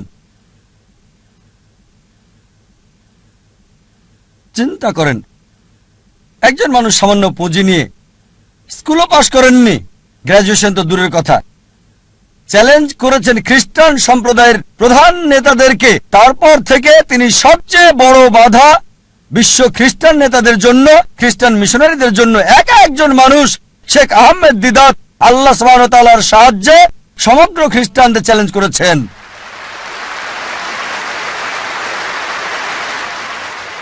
এবার তার লক্ষ্য নির্ধারণ দেখি। 1 নাম্বার হচ্ছে ইসলামিক। প্রথমে এটা কি ইসলামিক ছিল? কোরআন এবং সহিহ হাদিস মোতাবেক এটা কি আল্লাহ এবং রাসূলের জন্য ছিল? স্বাভাবিকভাবে হ্যাঁ ছিল। এ কারণেই তিনি লক্ষ্য অর্জন করেছিলেন। দ্বিতীয় হচ্ছে, এটা কি নির্দিষ্ট ছিল? হ্যাঁ, তার লক্ষ্য নির্দিষ্ট ছিল। আমি ইসলামের বিরুদ্ধে অভিযোগের উত্তর দিতে চাই, এটা ছিল নির্দিষ্ট। যথাযথ জবাব দিতে চাই, অমুসলিমদের মন থেকে ইসলাম সম্পর্কে ভুল ধারণাটা সরাতে চাই আমি। তৃতীয় বিষয় হচ্ছে, এটা কি লাভজনক ছিল, কল্যাণকর ছিল? তিনি আখিরাতের লাভ চেয়েছেন, আর ইনশাল্লাহ ইনশাল্লাহ আল্লাহ তাকে জান্নাত দেবেন ইনশাল্লাহ। কিন্তু আখিরাতের কল্যাণের পাশাপাশি দুনিয়াতেও সম্মান পেয়েছেন। দেখেন, 6ষ্ঠ শ্রেণী পাস একজন মানুষ 1986 সালে মুসলিম বিশ্বের নোবেল পেলেন মানবতার সেবায়। বাদশাহ ফয়সাল পুরস্কার তাকে দেওয়া হয়েছিল। 6ষ্ঠ শ্রেণী পাস লোক, তিনি পুরস্কারের জন্য করেননি, হয়তো পেয়েছেন $200, সেজন্য করেননি। পুরস্কারটা ছিল হয়তো স্বর্ণ, সেজন্য করেননি। তিনি করেছেন আল্লাহ এবং রাসূলের জন্য। আল্লাহ আখিরাতে পুরস্কার দেবেন, এই দুনিয়াতেও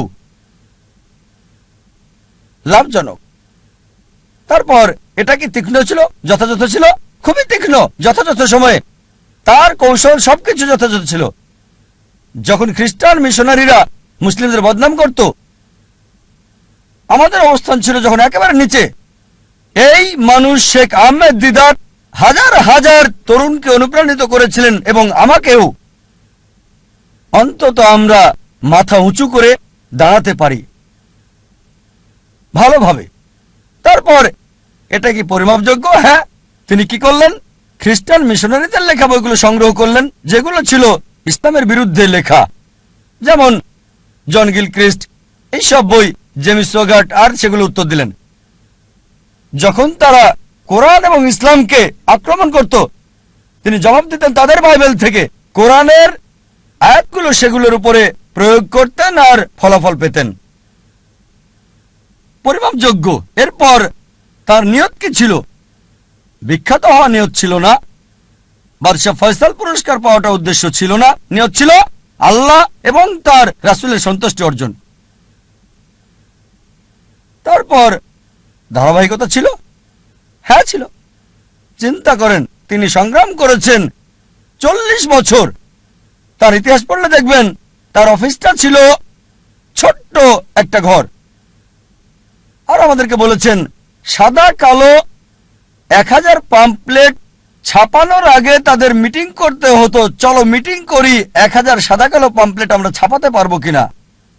মাশাআল্লাহ, ধারাবাহিক লক্ষ্যে পৌঁছার আগ পর্যন্ত সংগ্রাম করেছেন।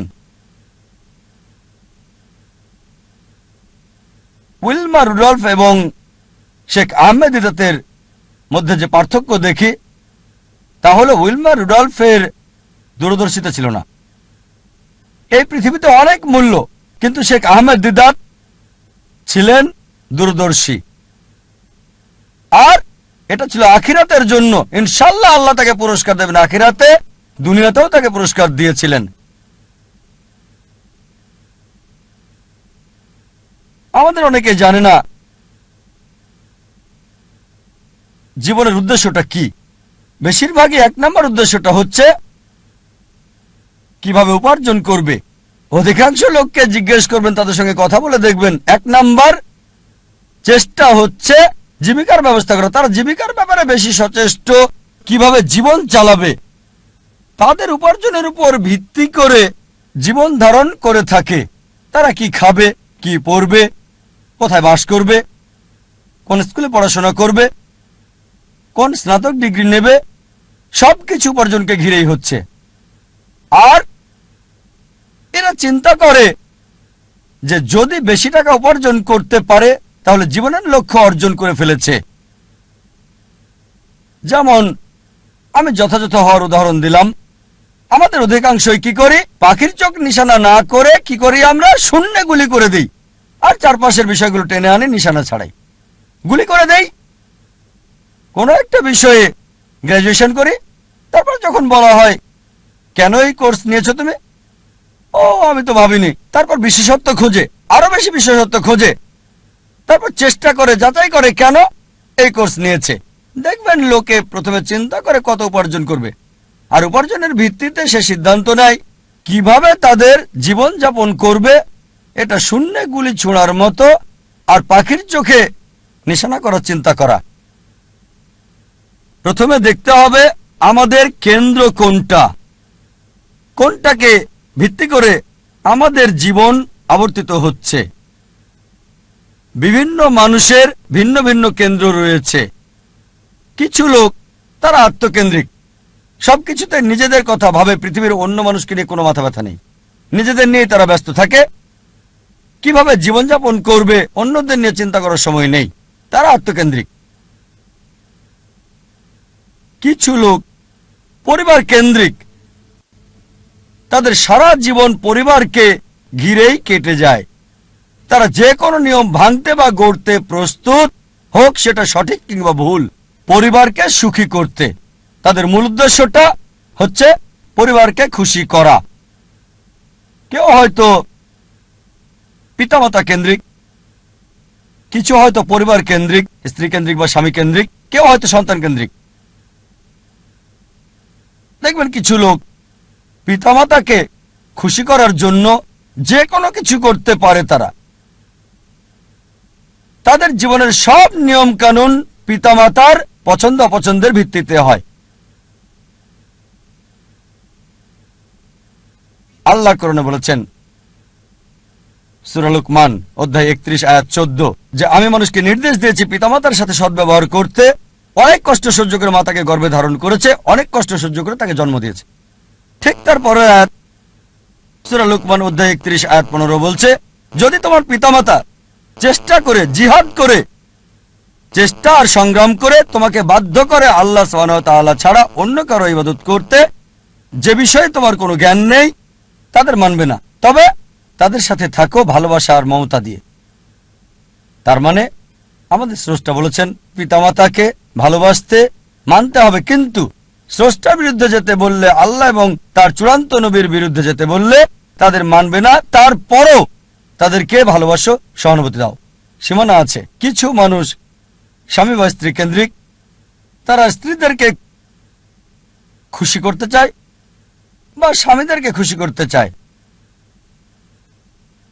আর ধরেন কারো স্ত্রী খুবই দামি ডায়মন্ড নেকলেস চাইল, তার দেওয়ার সামর্থ্য নেই, সে কি করলো, ভিক্ষা করলো, ধার করলো বা চুরি করলো আর ওই ডায়মন্ডের নেকলেসটা স্ত্রীর জন্য কিনে আনলো।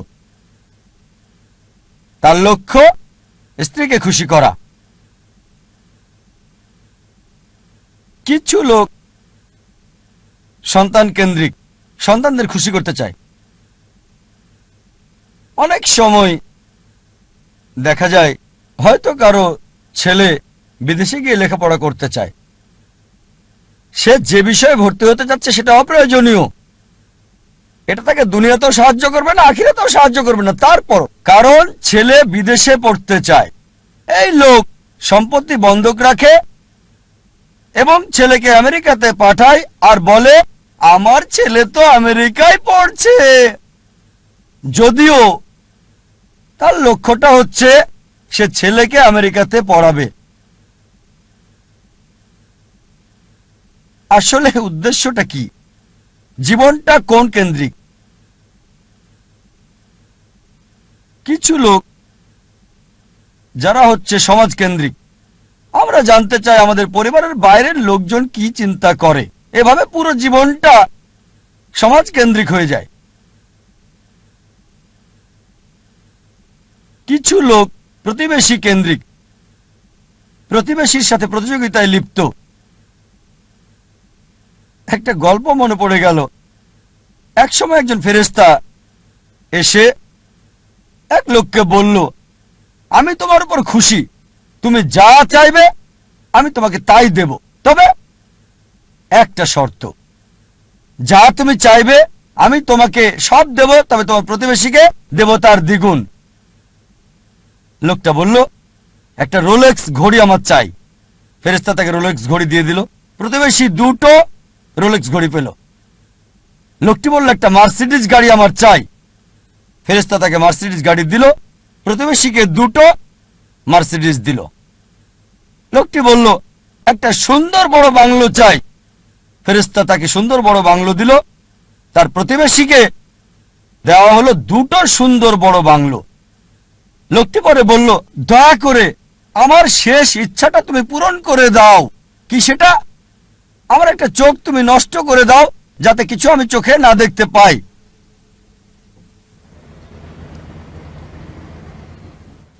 চিন্তা করেন, সে তার নিজের চেয়ে প্রতিবেশীকে নিয়ে বেশি ব্যস্ত।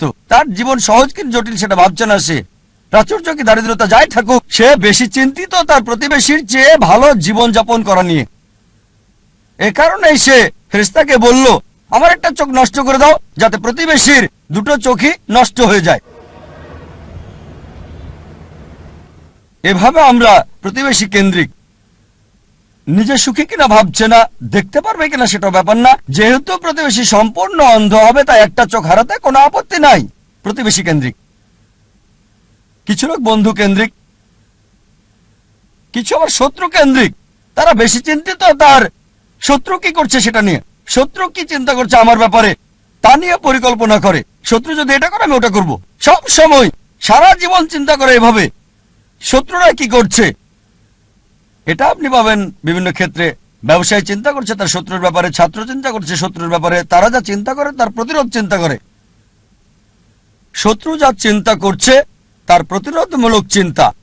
বেশিরভাগ সময় তারা কাটায় শত্রুর মোকাবেলার চিন্তা করে। তাদেরকে একটা সুন্দর শান্তির উপদেশ দিতে চাই, যা আমি অনুসরণ করি। যদি কেউ আপনার দিকে পাথর ছুঁড়ে মারে, নিজেকে এতটা উঁচুতে নিয়ে যান যাতে পাথর আপনাকে ছুঁতে না পারে। কেউ আপনার দিকে ঢিল ছুঁড়ে মারলে নিজেকে এমন উঁচুতে নিয়ে যান যাতে পাথর আসতে না পারে। তাহলে প্রতিযোগিতার প্রশ্ন আসবে কি করে? আপনার বিরুদ্ধে শত্রুর পরিকল্পনার সুযোগ আসবে কি করে? আরেকটা উপদেশ, যদি কেউ ইট ছুঁড়ে মারে আপনার দিকে, সেই ইট দিয়ে ঘর তৈরি করেন আপনি। স্কুলে শিখতাম মার্শাল আর্ট, কেরাতি, জুডো। যদি বড় কেউ আপনাকে ধাক্কা দেয়, কি করতে হবে? সাইড স্টেপ নিতে হবে, তার শক্তি কাজে লাগিয়ে তাকে ফেলতে হবে, তার শক্তির ব্যবহার।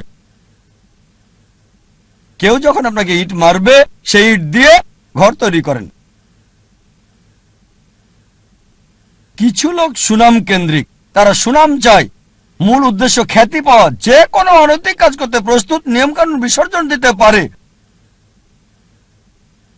কিছু লোক তারা হচ্ছে ভোগবাদী,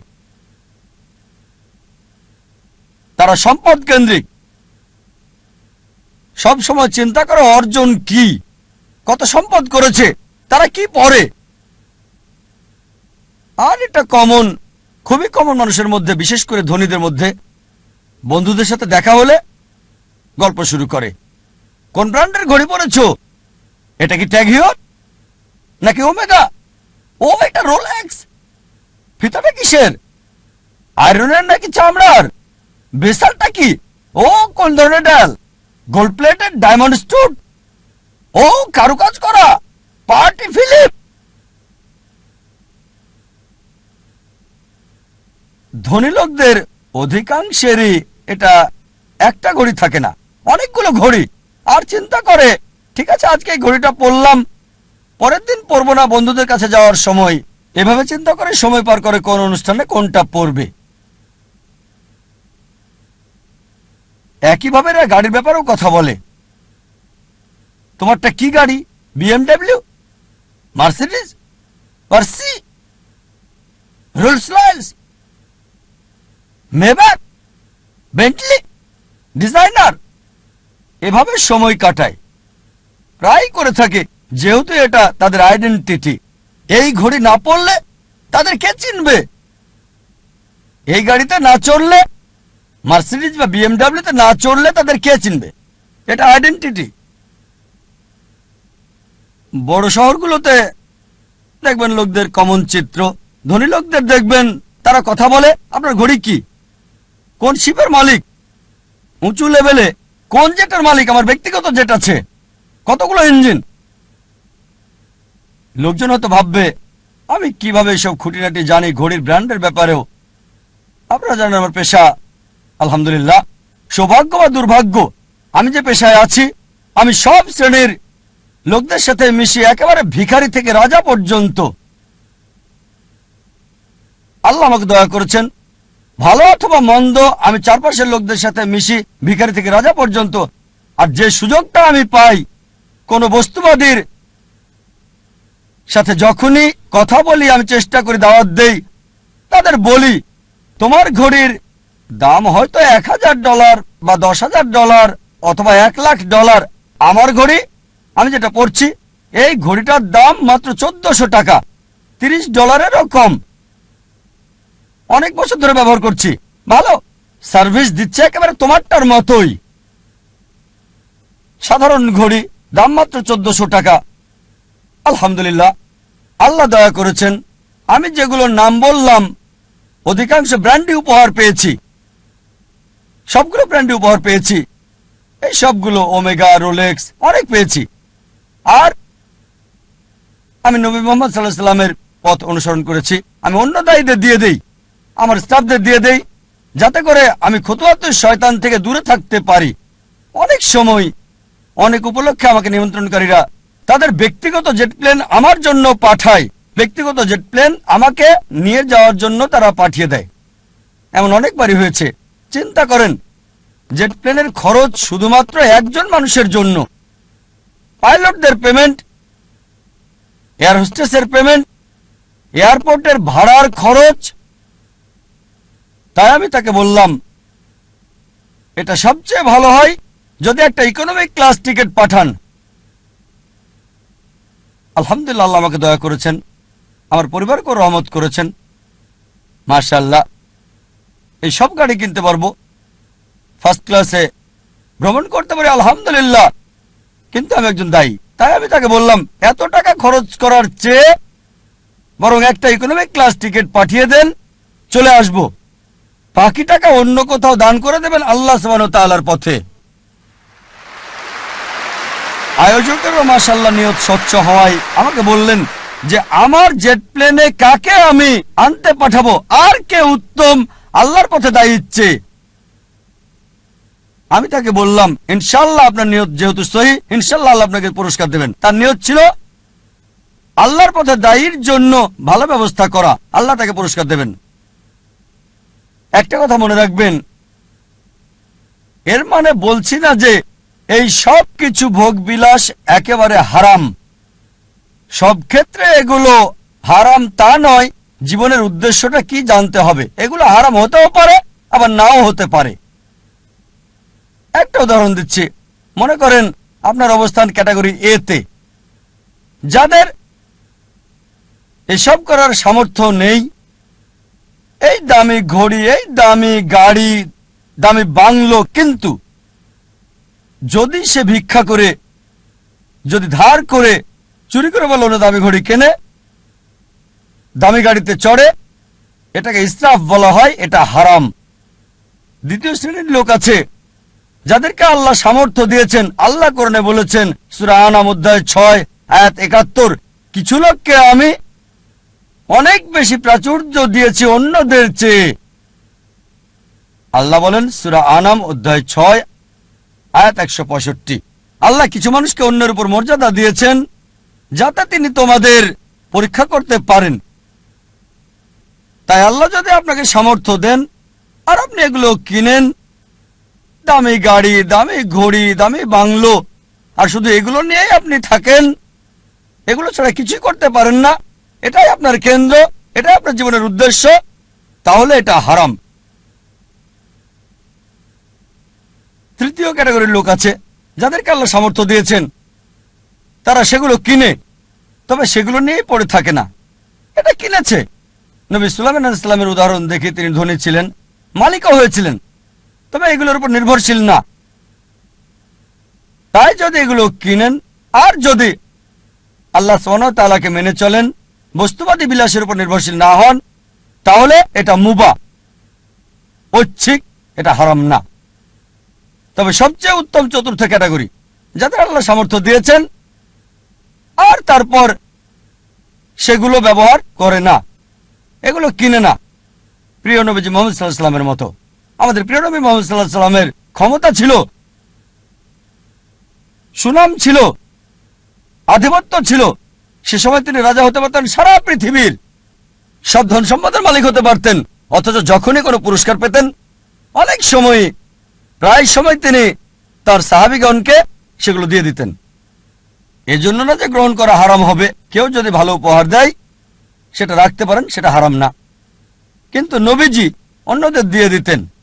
চতুর্থ ক্যাটাগরি আল্লাহ সামর্থ্য দিয়েছেন আর সেগুলো ব্যয় করে আল্লাহ সুবহানাহু ওয়া তাআলার পথে।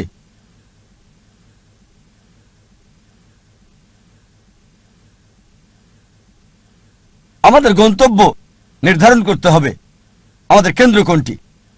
মানবজাতির জন্য সবচেয়ে গুরুত্বপূর্ণ গন্তব্য আল্লাহ কেন্দ্রিক হতে হবে।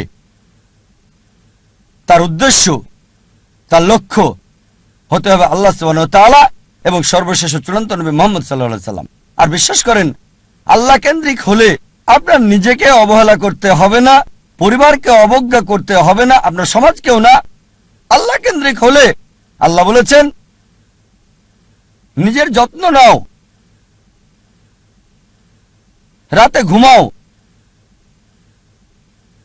আল্লাহ বলেছেন পরিবারের দেখাশোনা করতে। পিতামাতার ব্যাপারে আল্লাহ বলেছেন সূরা ইসরা অধ্যায় 17 আয়াত 23 ও 24 যে আল্লাহ নির্দেশ দিচ্ছেন তাকে ছাড়া কারো ইবাদত করবে না, পিতামাতার সাথে সদ্ব্যবহার করবে, যদি তাদের একজন বা উভয়ই বার্ধক্যপনীত হয় বিরক্তি প্রকাশ করবে না, এমনকি উফ শব্দটা করবে না।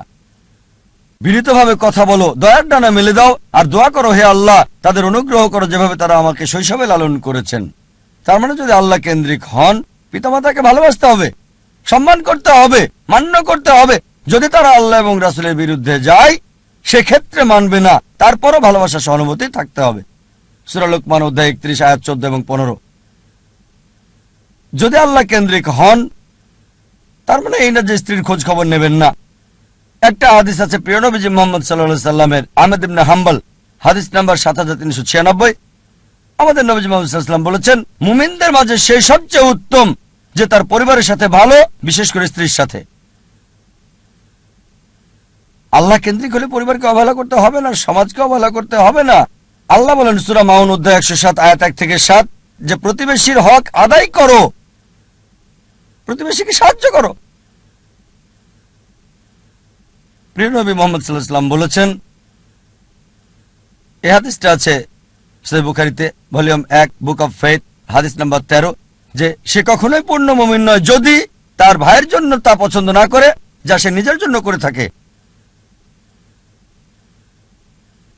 তার মানে অন্যদেরও দেখাশোনা করতে হবে।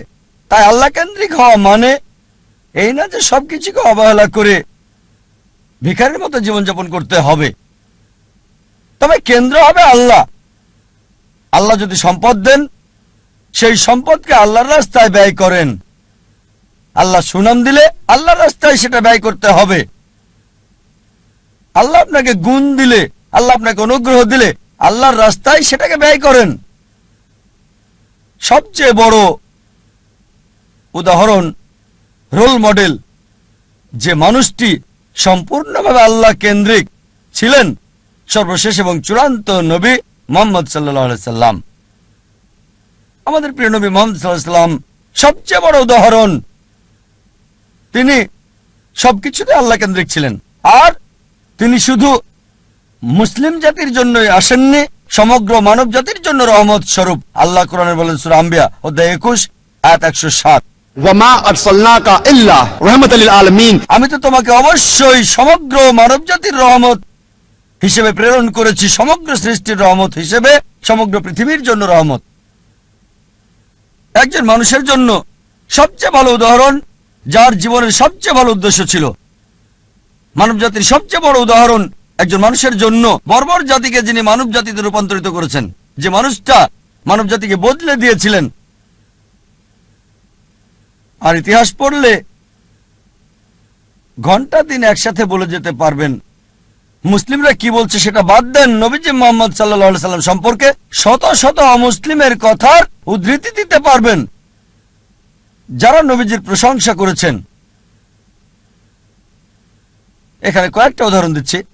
জর্জ বার্নার্ড শ, তিনি বলেছেন মুহাম্মদ সাল্লাল্লাহু আলাইহি সাল্লাম সম্পর্কে যে আমি তার সম্পর্কে পড়েছি, মানে নবী মুহাম্মদ সাল্লাল্লাহু আলাইহি সাল্লাম, আর আমার মতে নিরপেক্ষ অবস্থান থেকে বললে তাকে মানবতার রক্ষাকারী বলা উচিত।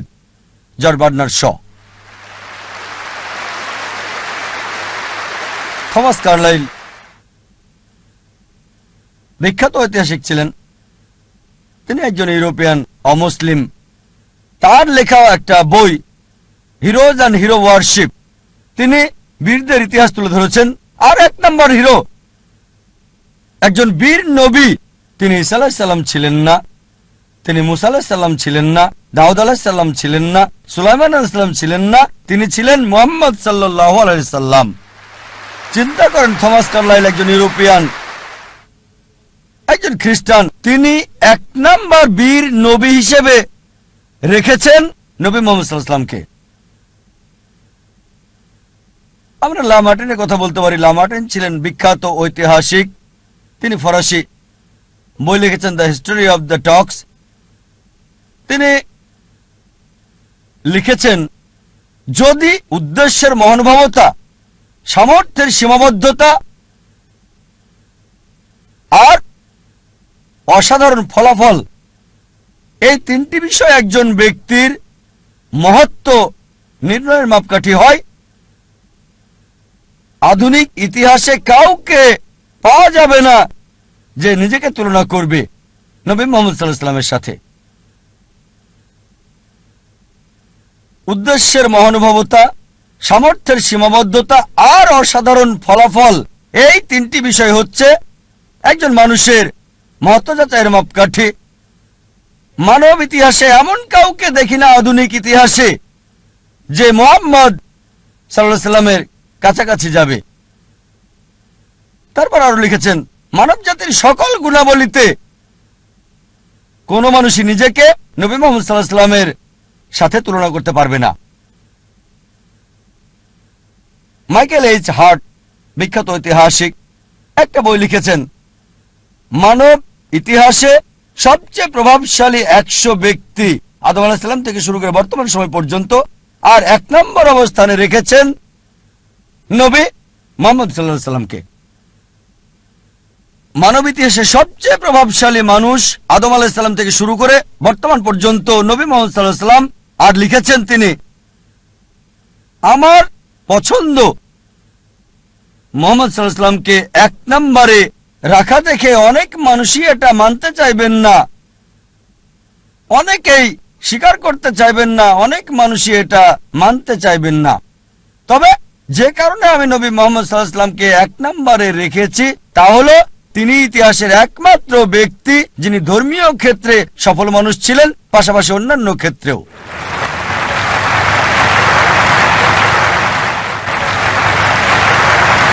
যদি এনসাইক্লোপিডিয়া ব্রিটানিকা পড়েন 11তম সংস্করণ, নবী মুহাম্মদ সাল্লাল্লাহু আলাইহি সাল্লাম সম্পর্কে এতে বলা হয়েছে মুহাম্মদ সাল্লাল্লাহু আলাইহি সাল্লাম ছিলেন পৃথিবীর সবচেয়ে সফল ধর্মীয় ব্যক্তিত্ব।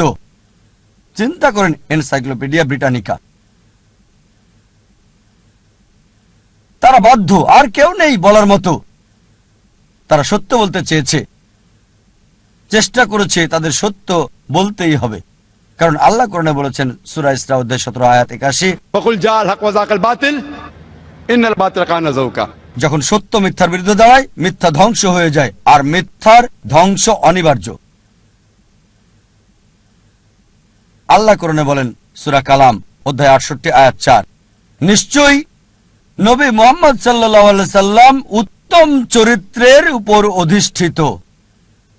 আল্লাহ বলেন সূরা আহজাব অধ্যায় 33 আয়াত 21, অবশ্যই নবী মুহাম্মদ সাল্লাল্লাহু আলাইহি সাল্লামের জীবনের মধ্যে তোমাদের জন্য রয়েছে উত্তম আদর্শ। নবী মুহাম্মদ সাল্লাল্লাহু আলাইহি সাল্লাম জীবনের সকল ক্ষেত্রেই সফল ছিলেন, কেবল ধর্মীয় ক্ষেত্রে নয়, রাজনৈতিক ক্ষেত্রেও সফল, নিরপেক্ষতার ক্ষেত্রে, সুষ্ঠু জীবনযাপনের ক্ষেত্রে তিনি এতই সফল ছিলেন যে তার প্রত্যেকটা কাজই আমাদের জন্য অনুসরণীয়। তিনি কি পড়তেন, যদি অনুসরণ করেন ইনশাআল্লাহ সওয়াব পাবেন। আদেশ করেছেন আর নিজেও টাকনুর উপরে কাপড় পরতেন, যদি টাকনুর উপরে কাপড় পরেন ইনশাআল্লাহ পুরস্কার পাবেন। ওই ব্যক্তির মতো বিজ্ঞানী হতে চাইলে আইজাক নিউটনের লম্বা চুল সাহায্য করবে না, তার জুতা সাহায্য করবে না, কাপড় সাহায্য করবে না। কিন্তু যদি নবীজির মতো হতে চান, তিনি যা করেছেন সেগুলোর মতো তাকে কপি করেন, আপনার কল্যাণ হবে এই পৃথিবীতে, পাশাপাশি আখিরাতেও।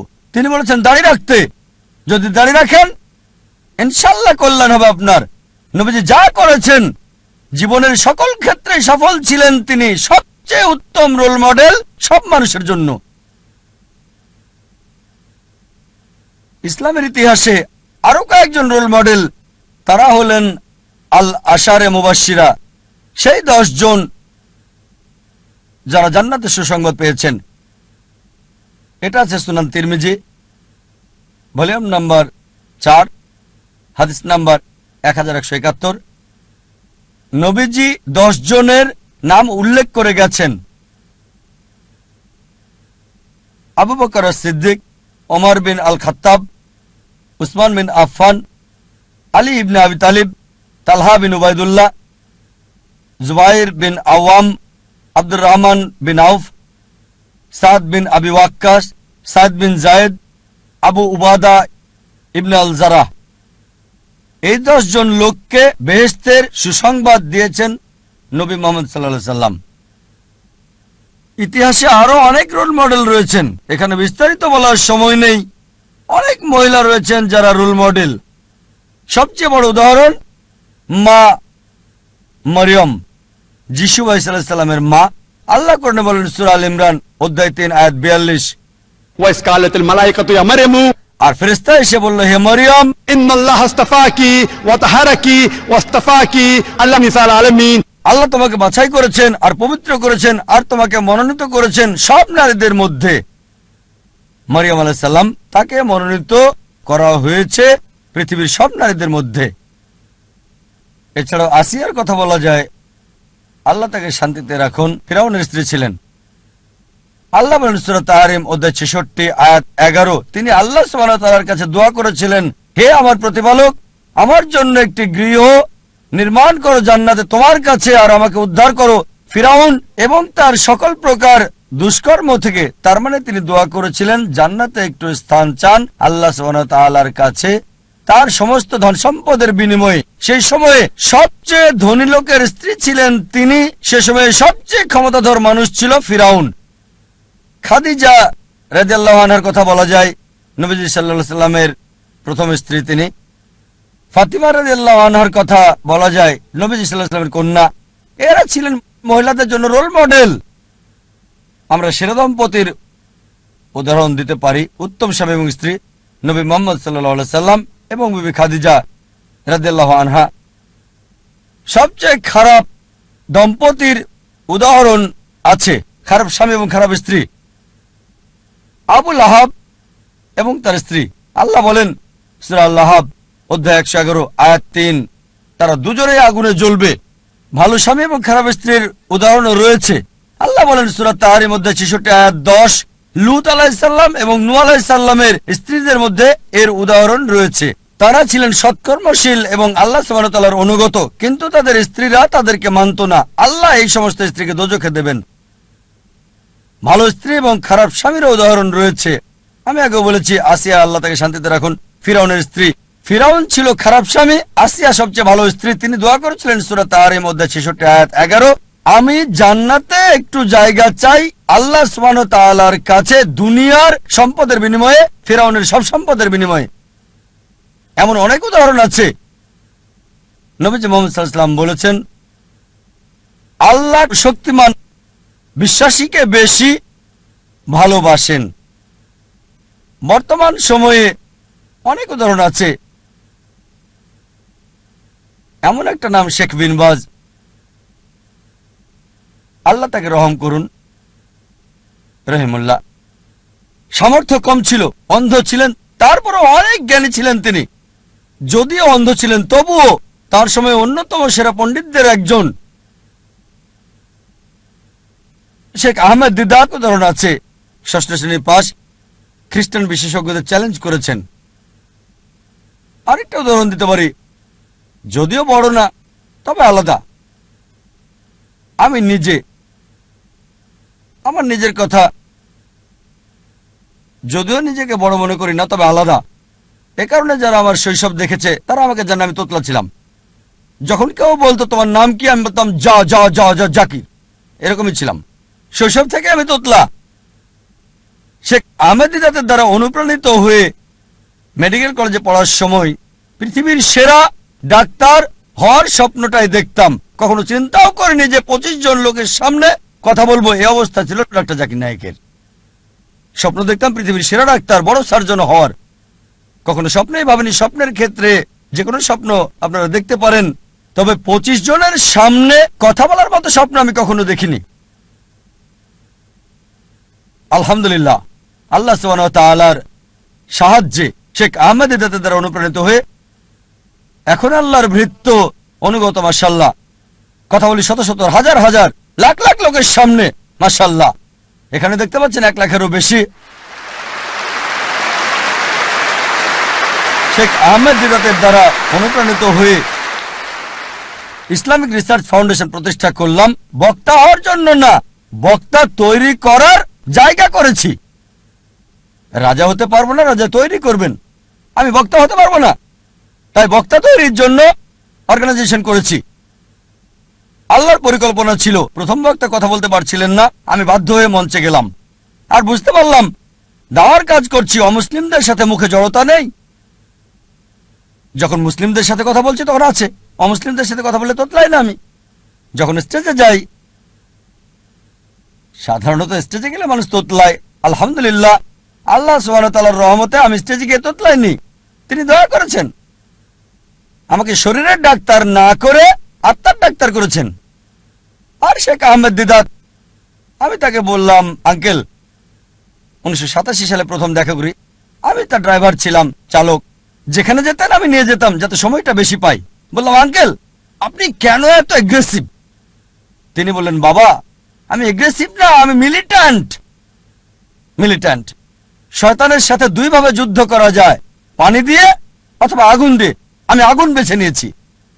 এটা ছিল তার উত্তর। আমি যখন দেওয়া শুরু করলাম, তার ম্যাটেরিয়াল ব্যবহার করতাম, তবে নরম হয়ে থাকতাম, খুব নরম, খুব দয়ালু। কোনো ফলাফল নাই। মেডিকেল কলেজে দাওয়া দিতাম, তারপর মিলিট্যান্ট হলাম। শেখ দিদাতের চেয়ে বেশি মিলিট্যান্ট। হায় আল্লাহ, কি পেলাম! মুসলিম বন্ধুরা সব দৌড়িয়ে পালিয়ে যেত, আর আমি অমুসলিমদের সাথে একা। মিলিট্যান্ট হওয়ার একই ফলাফল পেলাম। মাশাআল্লাহ, আল্লাহ আমাকে পথ দেখিয়েছেন। স্টেজে এসে আমি নরম হয়ে যাই, এত নরম হই যে প্রশ্নকারীরা গালমন্দ করলে আমি হাসতাম। শেখ আহমেদ দিদাত আমাকে দিলেন টাইটেল। প্রথমে দিলেন দিদাত প্লাস, তারপর আবার যখন দেখা হলো, বাবা, তারা তোমাকে গালমন্দ করছে, অভিশাপ দিচ্ছে, তুমি হাসছো, আবার টাইটেল দিলেন। আমার যা করতে লেগেছে 40 বছর, তুমি তা করে ফেলেছো 4 বছরে।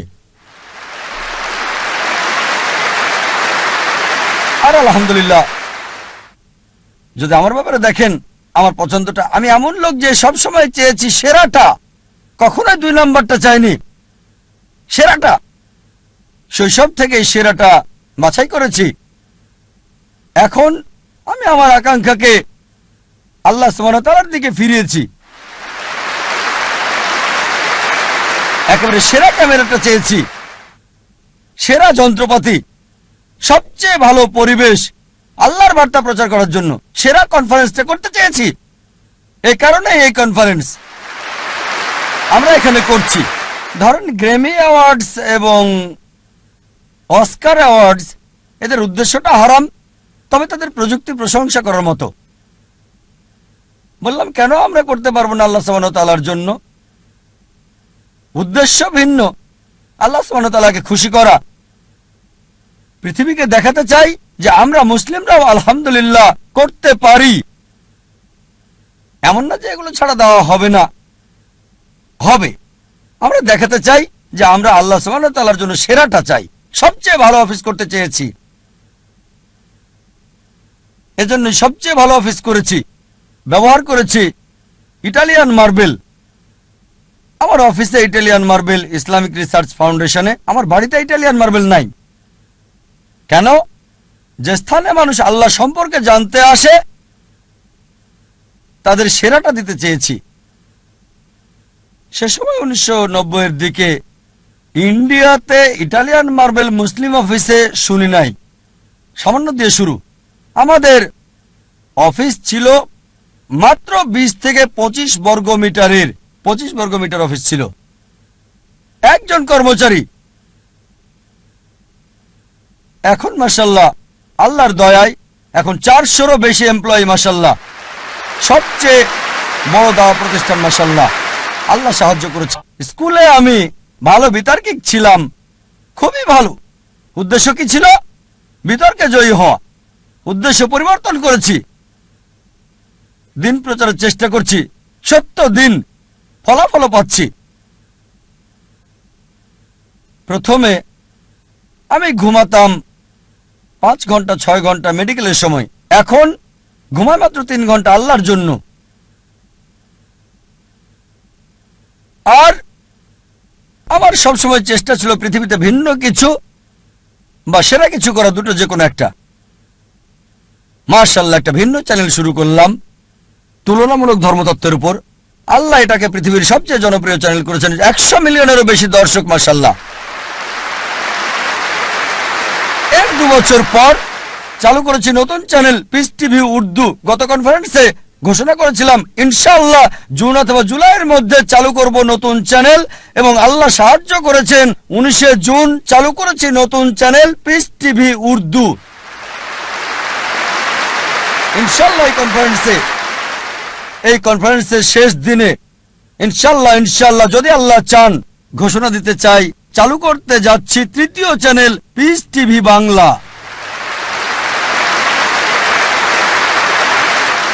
কারণ বাংলা ভাষা মাশাআল্লাহ শত শত মানুষ বাংলায় কথা বলে, এটা দরকার। আমার ইচ্ছা সব ভাষায় এরকম ইসলামিক চ্যানেল চালু করা। তবে আল্লাহ যদি চান রমজানের পর ইনশাআল্লাহ আগামী বছর 2010-এ ইনশাআল্লাহ যদি আল্লাহ চান, আল্লাহ যদি সাহায্য করেন, আল্লাহর সাহায্যে 3য় চ্যানেল চালু করব পিস টিভি বাংলা ইনশাআল্লাহ। আরেকটা আশা ছিল চ্যানেলের পাশাপাশি একটা স্থান থাকবে যেখানে মানুষকে জীবনের আসল লক্ষ্যের শিক্ষা দেওয়া হবে। তাই স্কুল চালু করেছি, ইসলামিক ইন্টারন্যাশনাল স্কুল। উদ্দেশ্য আল্লাহ সুবহানাহু ওয়া তাআলার সন্তুষ্টি। আল্লাহকে খুশি করার মধ্য দিয়েই দেখবেন আল্লাহ আখিরাত এবং দুনিয়াতেও পুরস্কার দান করবেন। এই ইচ্ছা নিয়েই স্কুল চালু করেছি যে ইনশাআল্লাহ ইসলামিক ইন্টারন্যাশনাল স্কুলের প্রত্যেকটা ছাত্র, বোম্বেতে 400-রও বেশি, চেন্নাইয়ে 250-এর বেশি, ইনশাআল্লাহ তাদের সবাই 100 গুণ বেশি ভালো পাবে শিক্ষা এবং পরিবেশ জাকির নায়েকের চেয়ে। এটা আল্লাহর হাতে। তিনি জাকির নায়েক বানাবেন কি তারও বেশি। তবে আমাদের উদ্দেশ্য তাদের ভিত্তি করে দেওয়া, ফাউন্ডেশন দেয়া, যেখানে 100 গুণ ভালো সেবা পাবে, ট্রেনিং পাবে, ভিডিও পাবে, পরিবেশ জাকির নায়েকের চেয়ে। এটা আল্লাহর হাতে তিনি বানাবেন কিনা। একটা উদাহরণ দিচ্ছি আমি। আমার ছেলে ফারিক নায়েক, আপনারা চেনেন, মাশাআল্লাহ। আপনাদের বলেছিলাম গতকালের আগের দিনের লেকচারে, আমি ভাষা হিসেবে আরবি জানি না। আমি বলেছি আমার ছেলেকে আরবি শেখাবো ইনশাল্লাহ, লুগা ফুসা। স্কুলের সব ছাত্রকে শিখিয়েছি মাশাআল্লাহ। আমার ছেলে যখন স্কুল শুরু হয় মাশাআল্লাহ, সে ছিল সেরা খেলোয়াড়, ট্রফি পায়। একবার না, দুইবার না, তিনবার না, চারবার না, টানা 5 বার পেয়েছে সে। আমার আনন্দ হয়, ভালো লাগে, কারণ সে অভ্যস্ত। যখন আমি স্কুলে ছিলাম, যখন স্কুলে পড়তাম, আমিও চাইতাম প্রথম হতে, স্বর্ণপদক পেতে, যেটা ছিল আমার উদ্দেশ্য। দেখবেন তরুণরা 100 মিটার দৌড়ে প্রথম হয়, স্কুলে কখনো গোল্ড মেডেল পায়নি।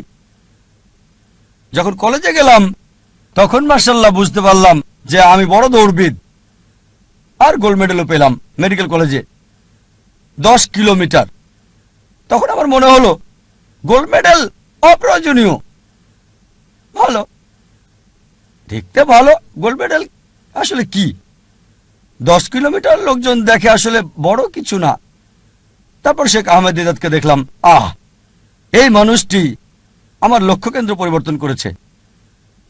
আর এভাবে মাশাআল্লাহ তিনি আমাকে বললেন, বাবা, আমি খ্রিস্টান ধর্ম এবং ইসলামের উপর গবেষণা পড়াশোনা করেছি, তুমি অন্যগুলো পড়ে দেখো। খ্রিস্টান ধর্মের সবকিছু প্লেটে সাজানো খাবার মতো, শেখ দিদাত এগুলোকে পাত্রে সাজানো খাবার মতো করে রেখেছে, কেকের মতো। আহমেদ দিদাতের বই পড়লে পোপদের সাথে বিতর্ক করতে পারবেন। তারপর আমি হিন্দু ধর্ম, শিখ ধর্ম, জৈন ধর্ম, বিজ্ঞান, অন্যান্য বিষয়ে পড়লাম। মাশাআল্লাহ শেখ দিদাতের লেকচারে দর্শক দেখে অভিভূত আমি। সবচেয়ে বেশি দর্শক হয়েছিল বার্মিংহামে, 12,000 মানুষ ছিল। মাশাআল্লাহ, আল্লাহ সুবহানাহু ওয়া তাআলা মাশাআল্লাহ তিনি রাস্তা খুলে দিয়েছেন। আল্লাহর সাহায্যে মাশাআল্লাহ আমার ছেলে কোরআনে হাফেজ হয়েছে 13 বছর বয়সে। একটা ব্যতিক্রম, 1 বছরে সপ্তাহে 5 দিন, অসাধারণ। লোকজন বলে জাকির ক্রেজি, প্রতিদিন 1 ঘন্টা, সপ্তাহে 5 দিন, বছরে 9 মাস, অসম্ভব। আমাদের স্কুলের অধিকাংশ ছাত্রছাত্রী 2.5 বছর থেকে 4 বছরে হেফজ শেষ করে, তাদের মধ্যে একজন আমার ছেলে। তারপর সে ব্ল্যাক বেল্ট পেল তাইকোন্দোতে। তবে যে বিষয়টা আমাকে বেশি আনন্দ দিয়েছে সেটা হচ্ছে তার পাবলিক লেকচার। 8 বছর বয়সে ছোট লেকচার, 10 মিনিট, 15 মিনিট, 50,000, 1 লাখ দর্শকের সামনে আমার লেকচারের আগে। আর আমি প্রথম লেকচার দেই, পাবলিক লেকচার, 27-28 বছর বয়সে। লোকজন বলতো, ও এত কম বয়সে 28 বছর। আমিও ভাবতাম 28 বছর। শেখ দিদাত 60-70-এ, আমি 28 বছরে। আমি খুব খুশি। আর আমার ছেলে প্রথম দীর্ঘ পাবলিক লেকচার, যেটা 1 ঘন্টা 15 মিনিটেরও বেশি, 119টা উদ্ধৃতি, 56টা কোরআন থেকে, 52টা বাইবেল থেকে, আর 11টা হাদিস আরবি সহ, মাত্র 14 বছর বয়সে, আমার অর্ধেক। আমি খুবই আনন্দিত। মাশাআল্লাহ 1 ঘন্টা 15 মিনিট, 119টা উদ্ধৃতি, কোনো নোট ছাড়া। এই বছর মাশাআল্লাহ আবার লেকচার দিয়েছে। এই গত সপ্তাহের রোববারে লেকচারটা দিয়েছে, এই রোববারে আবারও দিয়েছে। Misconception about Islam, concept of god. ইনশাআল্লাহ ইনশাআল্লাহ আল্লাহ সুবহানাহু ওয়া তাআলার কাছে দোয়া করি যেন তার প্রচেষ্টাকে কবুল করেন। সব সময় বলি, আমার ছেলেকে বলি, আল্লাহ তোমাকে সামর্থ্য দিয়েছেন, তবুও তোমার চাহিদাকে ছোট করে রাখো, চাহিদা কম করে রাখো। কেন? তোমার এই প্রাচুর্য নাও থাকতে পারে, তোমার উদ্দেশ্য হচ্ছে দাওয়া। আর আল্লাহ তাআলা কোরআনে বলেছেন সূরা ফুসিলাত 41 আয়াত 33, ومن أحسن قولا ممن دعا إلى الله وعمل صالحا وقال إنني من المسلمين। তার কথার চেয়ে কার কথা উত্তম, যে মানুষকে আল্লাহর দিকে আহ্বান করে আর বলে আমি মুসলিমদেরই একজন। কেন বলে, আমার মনে আছে বিয়ের সময় স্ত্রীকে বললাম যে আমি একজন ডাক্তার, মাসে তোমাকে 4,000 টাকা হয়তো দিতে পারবো। 4,000 টাকা $100 কম। আমি 4,000 টাকা প্রতি মাসে দিতে পারবো। যদি বিয়ে করতে চাও তাহলে আমাকে বিয়ে করতে পারো। মাশাআল্লাহ, সে কলেজের টিচার ছিল, যা বলেছিলাম তার চেয়ে বেশি আয় করত, সেও দায়ী ছিল। মাশাআল্লাহ, তাই ছেলেকে বলি চাহিদা কম করে রাখতে। যেমন যদি ফ্লোরে ঘুমিয়ে অভ্যস্ত থাকে, সমস্যা মোকাবেলায় যদি আত্মত্যাগ করতে হয়, তাহলেও দাওয়া চালিয়ে যাওয়া সহজ হবে। বিলাসিতায় অভ্যস্ত থাকলে আর প্রাচুর্য শেষ হয়ে গেলে তোমার দাওয়ার কাজ চালিয়ে যেতে পারবে। মাশাআল্লাহ, আমি দেখেছি আমার ছেলে 7 স্টার হোটেলে ফ্লোরে শুয়ে ঘুমিয়েছে। অল্প বয়সে শিক্ষা দিতে হয়, সংগ্রামের মোকাবেলা করতে শিখবে। সোনার চামচ মুখে দেবে না, যা আল্লাহ সুবহানাহু ওয়া তাআলার উদ্দেশ্যের দিকে তাকে বাধা দেবে। আমি লেকচার শেষ করতে চাই। জীবনের উদ্দেশ্য অর্জনের বিষয়গুলোকে সাজিয়ে আপনার জীবনের বিভিন্ন স্তরে কোন দিকে আছেন সেটা দেখতে হবে। 6টা পয়েন্ট দেওয়ার আগে আরেকটা কথা বলি। যখন লোকজন আমাদের স্কুলে বাচ্চা ভর্তি করে, আমি তাদের জিজ্ঞেস করি উত্তম সময় কোনটা, ভালো সময় কোনটা আপনার সন্তানের ভবিষ্যৎ নিয়ে চিন্তা ভাবনার, কোনটা ভালো সময় আপনার সন্তানের ভবিষ্যৎ কি হবে, সে কি করবে। অনেকে বলেন যখন সে কলেজে যায়, কেউ বলেন না যখন স্কুলে ভর্তি হয়, কেউ বলে না যখন কিন্ডারগার্টেনে ভর্তি হয়, কেউই এর আগের সময়টার কথা বলে না। ইসলামিক ব্যবস্থায় সবচেয়ে উত্তম হচ্ছে সন্তানের ভবিষ্যৎ নিয়ে ভাবতে হবে যখন জীবন সঙ্গী বাছাই করবেন। যখন জীবন সঙ্গী বাছাই করবেন সেই সময় ভাবতে হবে সন্তানকে কি বানাতে চান।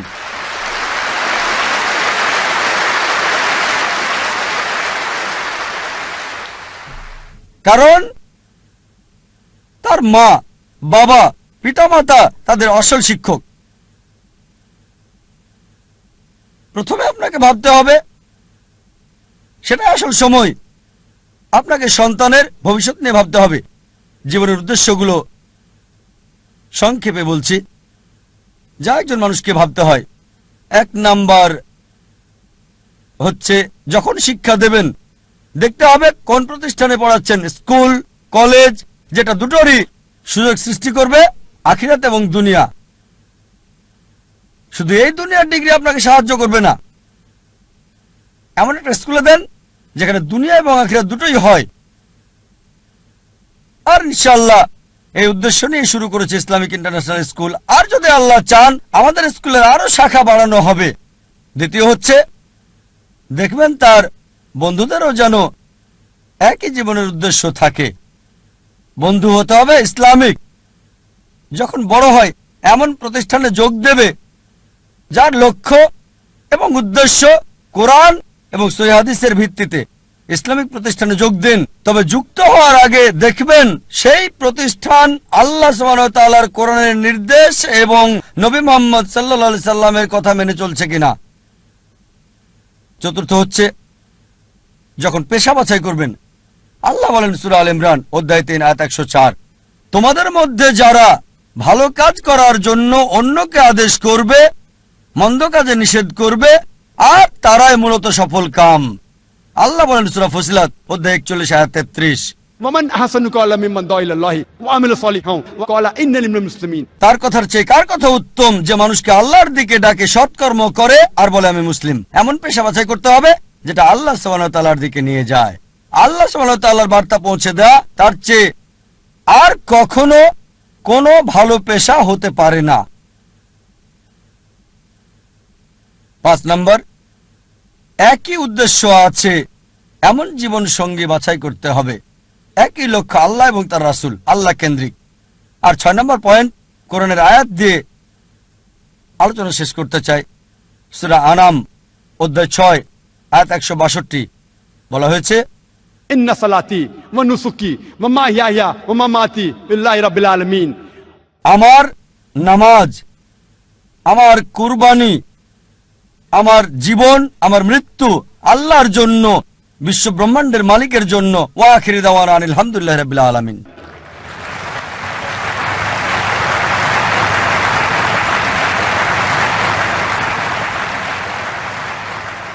আরো নতুন নতুন ভিডিও পেতে চ্যানেলটি সাবস্ক্রাইব করুন, ভালো লাগলে কমেন্ট করুন এবং লাইক ও শেয়ার করে আমাদের সঙ্গেই থাকুন। আল্লাহ হাফেজ।